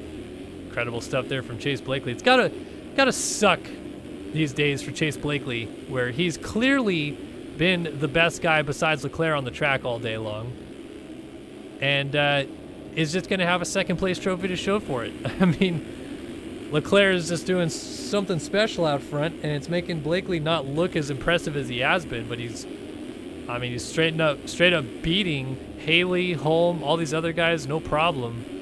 It's just that Leclerc is doing some extraordinary things out front. 52-second lead, so he might not quite get to that minute. He's trying to catch up to Kyle Carpenter, and Carpenter's trying to catch up to Holm ahead of them. So they don't want to let Leclerc go by. For obvious reasons, they want another lap to duke it out. Well, I think Holm wants Leclerc to lap Carpenter and make it an easy route for him. But don't think that's quite going to happen. Look at that, Leclerc hopping the braking bumps. Just effortless out of the 7. He's not quite going to get to them, but this performance today, unmatched. Incredible. Laps all the way up past P6. And Alexis Leclerc goes 1-1 and dominates the Indonesian Grand Prix. 32.8, his fastest lap. Almost wins by a whole minute over this man, Chase Blakely. Magnetti, Holm, and Carpenter, only riders still on the lead lap right now. And Carpenter is trying to go after Adam Holm, and he might get it because Holm was off the track. So Carpenter pulls up alongside the number 1. and outbreaks him into the next corner. That is going to be the move done for Carpenter. Now can Holm fight back? Holm trying to fight back. And Carpenter goes down. So it didn't matter in the end because he tucks the front wheel and hits the deck. Holm says thank you very much. And Haley all over the place right in front of Luke Magnetti here. So these guys are pretty stagnant. It looks like Brandon Holmes brought it home 6th ahead of Devin Davis in 7th. 8th was Reed Young. 9th, Walter Gebhardt. 10th for Daniel Mills. 11th goes to Kevin Gonzalez. 12th is going to be Austin Eklund. 13th for Ethan Parks. Cale Braden right behind him. He's going to try to hold him off into this last corner. Parks getting a little sideways, but he does bring it home in 13th. 14th for Cale Braden. Dylan Long trying to get 15th on Quentin McDaniel. It's a drag race to the finish line. It's going to be... Oh, it is going to be McDaniel. Just got him by 0.3 of a second. Not sure. Was there somebody down? That was really weird. And then Jack Haley, wow, he's dropped all the way back to 17th. And he's going to go down again, so he's going to go to 18th because Braden Castellaneta is going to go by. So Jack Haley... Championship is pretty much done there. Adam Holm might even pass him in the championship standings as he crosses the line 18th, 19th, and 2 laps down was Aaron Rockefeller and Lewis Williams. He picked up Aaron Rockefeller and Lewis Williams got points this moto, and they straight up finished 2 laps down. I mean, not a knock to them. They rode great, got some points, but still Leclerc just shows his level of dominance. Let's see if cuts changed anything. Nope. Everything stayed the same. Gaps were huge. He wins by a minute. Leclerc dominates the Indonesian Grand Prix. And that is going to do it for us, folks. Hopefully you guys had a lovely time here today in Palembang watching the MXSGP of Indonesia. And, yeah, good times all around. Leclerc dominates. And we're going to send you guys on your way. But don't miss this action on Wednesday. The National Championship continues with round 8 of this series, and it will be live at 5:30 p.m. Pacific, then 8:30 p.m. Eastern. Hopefully we'll see you guys there. But for all of us here at Start Your Systems, FactoryGaming.com, and all the sponsors on board with them, and Kellen Brower in the booth, we're saying see you guys on Wednesday, and so long for now.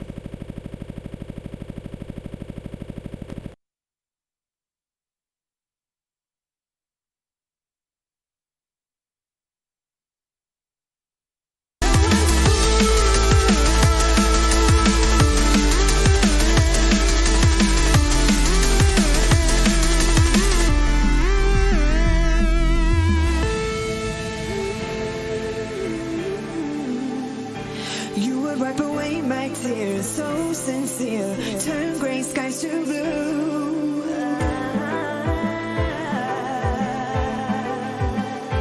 You won't